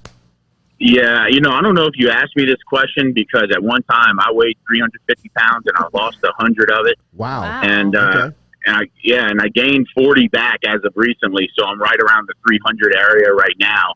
And let me tell you, as a South Louisiana native, it's not easy. And I guess some of it has to do with genetics. Some of it has to do with just being, loving the foods that you're nostalgic about. Crowley, big rice growing area, and as you know, being South Louisiana, we eat everything over rice, and it's at every table and so on. I mean, that's a comfort food for me, whether you just butter it up or having it with rice and gravy or with your gumbo. So, first of all, it's like really looking at the foods that you're eating, and any nutritionist will tell you that, and like pinpointing what are those kind of, those foods that might be triggering, holding on fat and holding on, carbs and stuff. For me, it was rice and bread and stuff like that, and sugars in the form of like dairy or ice cream and stuff like that. I have a sweet tooth. There ain't no doubt about that. But I think with a guy like him, he's going to have so many great professional resources way beyond ones that I have that are going to help him kind of streamline. And what I did to lose weight, I mean, it was eating meat and vegetables. I would still grill big fatty ribeyes once, twice, 3 times a week, but I would eat them with asparagus and grilled broccoli and roasted vegetables and so on. And I would stay away from the baked potato and the rice and mashed potatoes and stuff like that. And so I don't know if I'm no nutritionist. I know it worked for me, but it was getting a personal trainer that worked with me 3 times a week. It was staying active on the days I wasn't personal training. And it was meat and vegetables and watching my portion amounts if I did cheat. You know what I mean? So I think for South Louisiana, it's just, cutting down, start with rice. If he's a big rice eater, I was, and cut that down to once a week, if that. Well, if you remember, Ogeron's favorite quote or famous quote on Tyler Shelvin is that he was eating his etouffee without rice now, and that was what he was urging his mom to serve him during the off season, so he would come off the weight. There you go. And the funny thing is like with Cajun food, especially, and we make things with roux, carbs. You forget that even that roux in there has a certain amount of carbs in there because you're making it with flour. And so it's just like, it's one of those things. I mean, I oftentimes eat my gumbo without rice because I don't feel like I need it. Like my gumbo that I make is hearty enough that I don't feel like I need rice. And so I try to save myself those calories. Look, that ain't going to move the needle with me. I need to really dial in and commit to it. It ain't just about taking the scoop of rice out of my gumbo. Sure. Chef, J.M. James has a question. How did the collaboration with Spiceology come about? He says he's pulling the trigger on the Creole tomato and onion as well as the Viet Cajun seasoning. Any recommendations for everyday use? Yeah, 2 of my favorite blends right there. I actually had an interview yesterday talking about those blends. So the relationship there came about when I was working at Blue Smoke in New York, and we were creating unique barbecue rubs for the restaurant to sell and resale. But I had been following Spiceology since they had 5,000 followers on Instagram. Pete Taylor was a chef and the founder of Spiceology.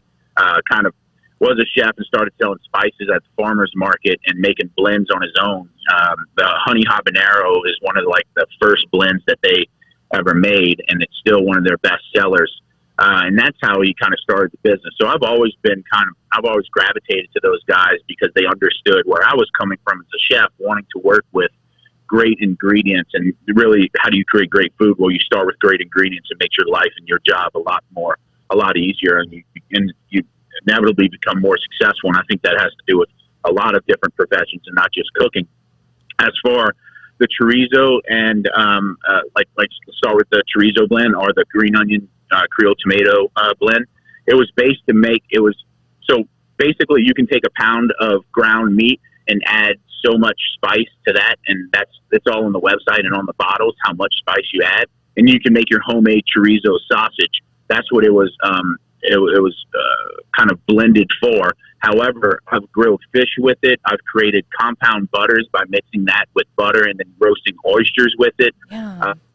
Sprinkle it on all my vegetables. It's extremely versatile. You can make it actually makes, as simple as this sounds, the best chili that I think I've ever had. And you don't it was, again, created to where that's all I need. I needed ground meat, I needed some stock, and I needed this blend without any onions or garlic or any other kind of aromatics. That spice blend makes an incredible chili, and that's because it has things like tomato powder, it has citric acid, it has lime peel, it has cilantro, it has cumin, coriander, white pepper, black pepper, smoked ancho powders, and so on. It's really built to last and be one of the main ingredients in that dish to make your cooking that much easier. The Viet Cajun is one of these blends that you won't find anywhere else in the country, not on any grocery shelf, not on Spiceology, not anywhere. And it is really a storytelling kind of blend, being that we know, living in Louisiana, I think we have one of second or third largest Vietnamese populations in the country. And that's because, they and for good reason, they feel at home there. They work in fishing and shrimping and so on. And I just fell in love with Vietnamese culture and food. And so I kind of wanted to honor the what's happening, not just in Louisiana, but Atlanta to Houston with the Vietnamese culture, kind of putting their thumbprint on some Southern foodways, and then having that blend, especially one that I'm familiar with, being Louisiana. So that's where I get the Viet Cajun blend. It has ingredients like palm sugar, coconut sugar, cilantro, dill, mint, and different little things like that, lemongrass, and Dewey spice blend, and combine that with some more white. And it just goes great again on any poultry, pork, so mostly like white meats and stuff like that, like fish, seafood, and so on. Like just simply on the grill or with some fish. I'm a huge fan of both of those blends. I think they're so versatile, so tasty, and really all you need when it comes to upping the game in your cooking. Chef Jean Paul Bourgeois joining us here on the Jordy Culotta Show. Chef, can they get the spices online at jeanpaulbourgeois.com? They cannot get them on jeanpaulbourgeois.com, but if you go to spiceology.com and hit the tab under collaborations, I'm maybe the third or fourth one down, and you can find all my spices in 3 different sizes, 6 blends, 3 different sizes, both in single and in like kind of consumer packaging. Make great gifts for those coming up on Mother's Day and Father's Day, any birthday. I just being that they're small and you get the whole collection. It's just a gift to give your home cook. Love it. Spiceology.com. Chef Jean Paul Bourgeois every Wednesday right here on the Jordy Culotta Show. Great stuff as always. Great. Good luck on your traveling and moving to up the coast to Charleston this week, and we'll talk to you next Wednesday. Thank you, man. Thanks. I appreciate it, guys. Talk to y'all in Charleston. Yes, sir. There he is. Women Crush Wednesday coming up. Whitney Breaux is in the building. As daily, we are brought to you here by Falaya Real Estate. Remember, over at Falaya Real Estate, my man Barrett Blondo is changing the way that real estate is done here in 2021. It's for you to take control of it. If you're a do-it-yourselfer, if you want to do for sale by owner, then you got to get in touch with Falaya Real Estate. Download the app today. Get over to your Google, your Apple stores, or just log online to Falaya.com. That's Falaya.com. If you're looking to sell your house this spring, if you're thinking about trying for sale by owner, then you need to check out what's going on at Falaya. Their listing plans begin at $399. You can sell your house by yourself. For more, visit Falaya.com. That's Falaya.com. In fact, we're meeting Barrett Blondo for lunch today over at Phil's Oyster Bar. Looking forward to linking up with our friend over there, Barrett Blondo, at Falaya.com, as Whitney makes her way onto the set here. We were talking food with Jean Paul Bourgeois, and real quick a story. All right, what's up, Abs? I thought she was in Cabo. Yeah, what's going on? She got that Oregon State flight. International travel. Yes, indeed. Good morning. How are you? Good morning. Bro body gear looks great. Yeah. Look, I'm trying Abby Alonzo in the building. Abby's here. We're all back into the U.S. and into the state of Louisiana. We're happy to be back. And got some super exciting things that are happening for Gridiron Show. We are excited. We love it. Anything to announce here? We got a couple of things to announce today. Right, but of go. course, we got Women Crush Wednesday. and my guy Lloyd, who's always good about helping me keep my stories straight. But today's actually the last day of Women's History Month. Yes. So shout out to Katie, shout out to Abby. Thanks to the guys that are out there that continue to support the ladies that are doing some really great and amazing things. We couldn't do it without your support. So we want to certainly give a shout out to the fellas on the Jordy Culotta Show team. But we had a bit of a fangirl moment this week in the Gridiron Girl group chat because today's Women Crush Wednesday, we thought it would only be appropriate for the last day of Women's History Month that we spotlight a woman who, completely crushed it this year. And that is Coach Lori Locust, who is the assistant defensive line coach for the Tampa Bay Buccaneers, became one of the first females to actually win a Super Bowl. Now, that's one thing that none of us got no hardware like that, right? Won a Super Bowl this year with the Tampa Bay Buccaneers. Her story is awe-inspiring. And what I love about her story is she got her start in coaching like plus 40 years old. She went back into a space where she had a love and a passion, and she became a Super Bowl champion. And this week, she actually reposted one of our Instagram stories, and we literally freaked out. It was a total freak out moment because we have been like lighting up her DMs. And so from the Gridiron Girls, we certainly wanted to give the last day of Women's History Month, which happens to be on a Wednesday, to Coach Lowe and to let her know that, hey, we certainly would love to have you on the Gridiron Show, Coach Lowe, in the very, very near future. And you are our Women Crush Wednesday, or Woman Crush for this Wednesday. The WCW. WCW. We'll take it. And I do remember and love the wrestling space as well. But in exciting news, so next Monday, right after Easter, April 5th, is the first Monday of the month. And we go live immediately following the JC show on the first Monday of every month. And I'm pleased to announce that we've rolled through the Breaux family Rolodex, although we've not established a clear relation. And our guest on Monday is going to be Coach Dee Breaux. Nice. Awesome. She will join us here in the undisclosed location. She's coming here. She's coming to the undisclosed location. Amazing. To put to bed all the beef that everybody thinks out there that happens between Jordy Culotta and Dee Breaux. See there? It was just a promotion out there for you. She's coming to the UDL. I love it, Whit. It took you. What a great connector Whitney Breaux is. That is a great example of the connector that she is in bringing Dee Breaux to the undisclosed location. Somebody that, Whit, I'm telling you, she's got to be the best. She has to be a case study in marketing. No doubt. She has the single best success story on LSU's campus in marketing is got to be the LSU gymnastics program, and it was spearheaded by one person. And pioneered, disruptor. We talk about being disruptive with media. She was a disruptor in women's sports in the world of gymnastics to say, this is not only good for our student athletes, but this is entertaining. This can generate fan bases. And literally, how many student athletes have we seen come out of LSU that have gone on to do things in all kinds of different industries and different spaces. And this woman who's right here in our local community, she's a gem, and I use that word with no pun intended, absolutely. but she's a gem not only for the city of Baton Rouge, for the LSU community, and also for the SEC community as well, and the nation.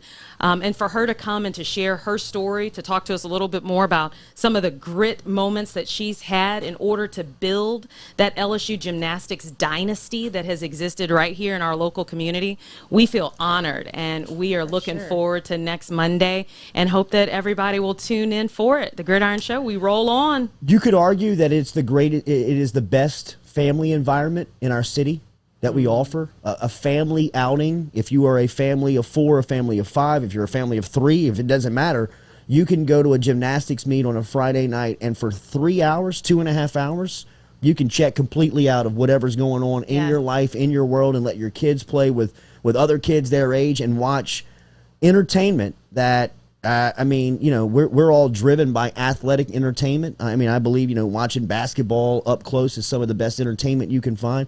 Gymnastics entertainment is as good and is as athletic absolutely as you can find out there. And what she's done is it's tried to be modeled. It'll never be, because now with the amount of money and the amount of exposure that are in sports, all programs really have a chance to get up.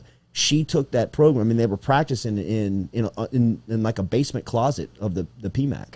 Insane. I mean, she'll tell the stories, but I mean, the stories of early days gymnastics at LSU were comparable to, you know, elementary sports at your local school that are trying to get off the ground. I mean, they've got no direction, they've got no leadership, they've got no money, they've got, hey, if you want to do it, yeah, you can go over there and practice in that closet, but we don't know how to tell you to be relevant. And, you know, I poked and prodded at her during her time as the gymnastics coach, and some of that was, I apologize to her for being disrespectful and not respecting just her age and what she's accomplished. But as far as promoting, marketing, and building a program, they should write a book about her. Oh, a book that's a New York Times bestseller. I mean, it's a New York Times bestseller. And hey, maybe the content starts on the Gridiron Show. You should write the book. I don't know about all. You write the book. But we're gonna start the content conversation certainly. And I mean, an audiobook. I can do that, right? but I mean, she has really owned this role of being an LSU sports ambassador. Yes. Since her retirement that she announced last year, and you know, promoting the program, building the positive energy around all sports, and the community that LSU seeks to offer, not only for us that live here locally, but around the world. And so for her to say yes certainly means the world to us. And like I said, we're super excited about it. We're going to be hard at work all week getting ready for Monday, April 5th. And our current episode of Gridiron Show featuring Dr. Lakeitha Poole. Yes. Let me say this, because I've heard this from a couple of parents that I know. Listen to that episode with your kid in the car. Yeah, I told you that. You did. And then somebody else told me that yesterday. And I was like, good one. It's a really good conversation on mental health. Yes. The importance of having a conversation about what's going on between the ears, in addition to what you're doing on the field or in the classroom or at your job in the office. So if you're looking to get better at whatever it is that you're working on, man, you better check out episode 4 of The Gridiron Show. It's a good one. The Gridiron Show YouTube channel is, you can find it on the Jordy Culotta Show page, the Jordy Culotta 2.0 page, but you can also find it at The Gridiron Show all over social media. What they're doing on social media is fantastic. They should be easy to keep up with and follow what they have going on. Some great conversations, some great guests. Whitney is out in the community. You can see her moving around. We always appreciate her representing us as she does it fantastic. And you can catch it every Monday, the freshest episode, as the new one will launch Monday right here after we go off the air at 9 a.m. Thank you very much. Thank you, guys. It is great to see you. Yes, great to see you as Whitney is checking in. All right, tomorrow on the Jordy Culotta Show, we'll get back to it. We'll begin and continue to talk about the Final Four as it's set for the weekend. We will also begin to preview LSU and Vanderbilt. Anybody see this story? We were talking about food with Jean Paul Bourgeois, and this is fantastic. I was wondering if you were going to get to this story. This is fantastic. A mafia member on the run. My guy out of Italy. This really speaks to you. This does. Brings the Italian right Mark out. Federain Claude Beret was tracked down through a YouTube cooking channel that he started with his wife. Italian police said in a statement the alleged gangster's love for Italian cuisine, as it was titled on YouTube, and the tattoo ink made his arrest possible, police said.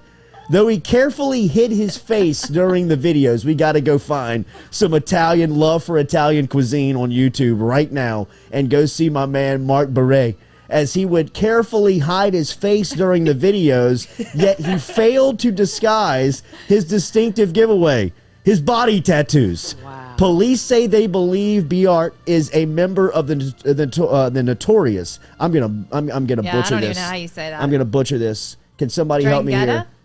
Drangheta, it's ND.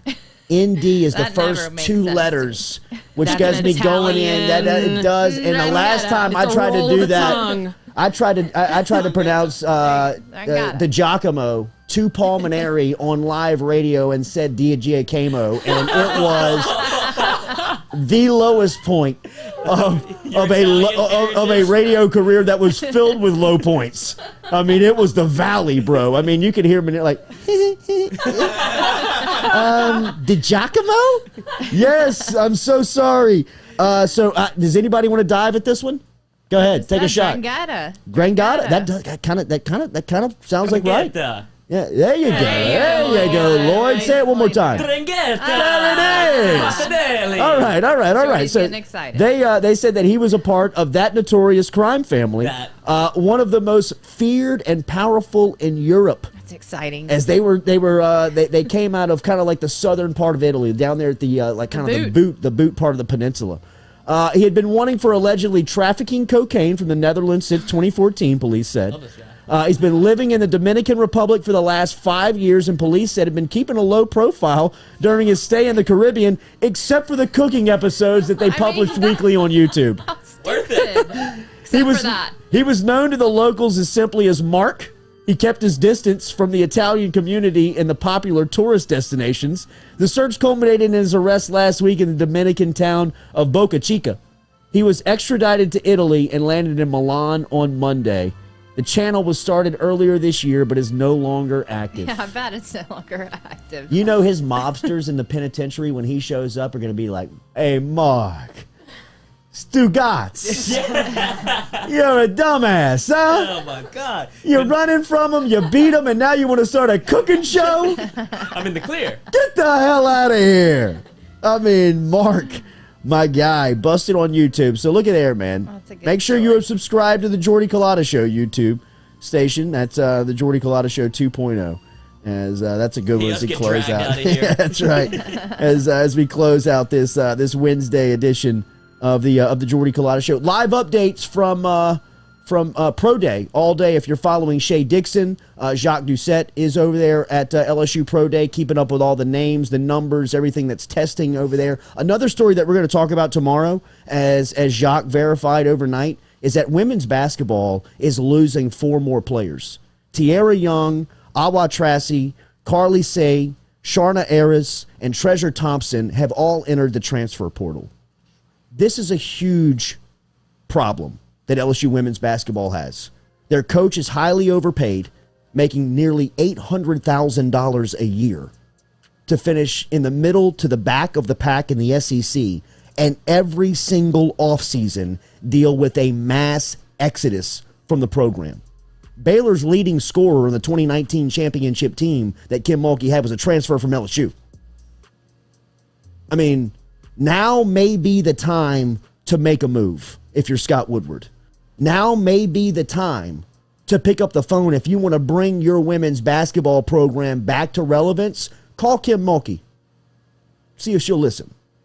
I know right now she's got some controversial stuff floating over her head, but if you look at the full body of work, the Louisiana native deserves to be representing a Louisiana school, right? I mean, how many times do we talk about as young students, as you know, Abby Alonzo, Nick Ashton, who are on our staff as students at LSU, on the precipice of graduating, walking across that stage and grabbing a diploma? How much do we urge them as Louisiana citizens to stay back and influence our workforce? Here is a great example of one of our own turning a Baylor basketball program into one of the storied in the sport. She's from Hammond. Nikki Caldwell was a great hire when it was announced. Nikki Fargas now. And there was a lot of buzz around that hire and getting her from UCLA. But at this point, you've got to call a spade, and you've got to evaluate the process and the job and what she's done. Underperforming would be polite. Right? I mean, when you see people leaving the program like they have, forget this season. I mean, my God. 1, 2, 3, 4, 5, not 4, 5. And including an entire unit has left the basketball program. Without the season, the gas even being turned on. I mean, it's still simmering. It's still hot from the season. And they're out.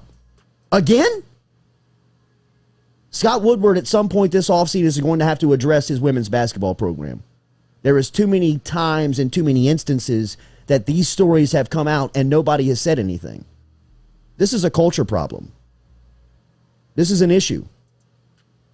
When players that you recruit, that you bring in, year out, decide to leave every single season, there's something going on within the program. I don't know what it is, but something ain't right. Because they're not winning and they're losing players. And you're cutting a check for nearly $800,000 a year? What are we doing? What's the purpose? What's the goal? I'm not saying that you have to be Baylor basketball every year, but you also have to remember where this program was. 4 straight Final Fours, recruiting some of the best players in the country, attracting talent from South Florida like Sylvia Fowles. I know that that's a long time ago, but you're still able to bounce off of that type of momentum, that type of success. And to see where the program is now is very sad. I mean, seeing that 5 players left overnight. Yeah, that's nuts. Are you kidding me? I mean, are you serious? Somebody has to address this, right? Yeah. Like, somebody has to answer a question on, like, what's going on? I mean, those athletes are on full scholarships. They're working out in a facility that's state of the art. They're getting perks and parts of being an athlete that other students don't get. What's the issue? Besides not winning or being non-competitive again for $800K. Where's the return on the investment, man? At the very minimum, you expect that a culture could be built where you could retain the players. I'm biased towards Mulkey. I wanted to hire her as AD when they fired Joe Oliva. I think she's that type of personality. Maybe the LSU job at this point in her career is beneath her, but I would make her tell me that. I would pick up the phone and call her and ask her, if we make a move, if you're LSU, if you make a move, would you listen? Now they're going to have to open up the checkbook. But at this point, we're not disputing on whether or not LSU has money. If you're going to pay $800,000 for that, then you can sure as hell pay $2 million plus to get what Baylor looks like. Their women's program. Elite Eights, Final Fours, and national championships. Something to think about. We'll be back with you tomorrow morning. Daily, we're brought to you by Go Chevrolet, GEAUX-Chevrolet.com. Remember, you can find them there. Lee Carney, Nick Richard got their used car lot. Go Premium, Express. Go Express coming tomorrow to Florida Boulevard. Lee Carney will be here at the start of our show to tell you about the exciting day.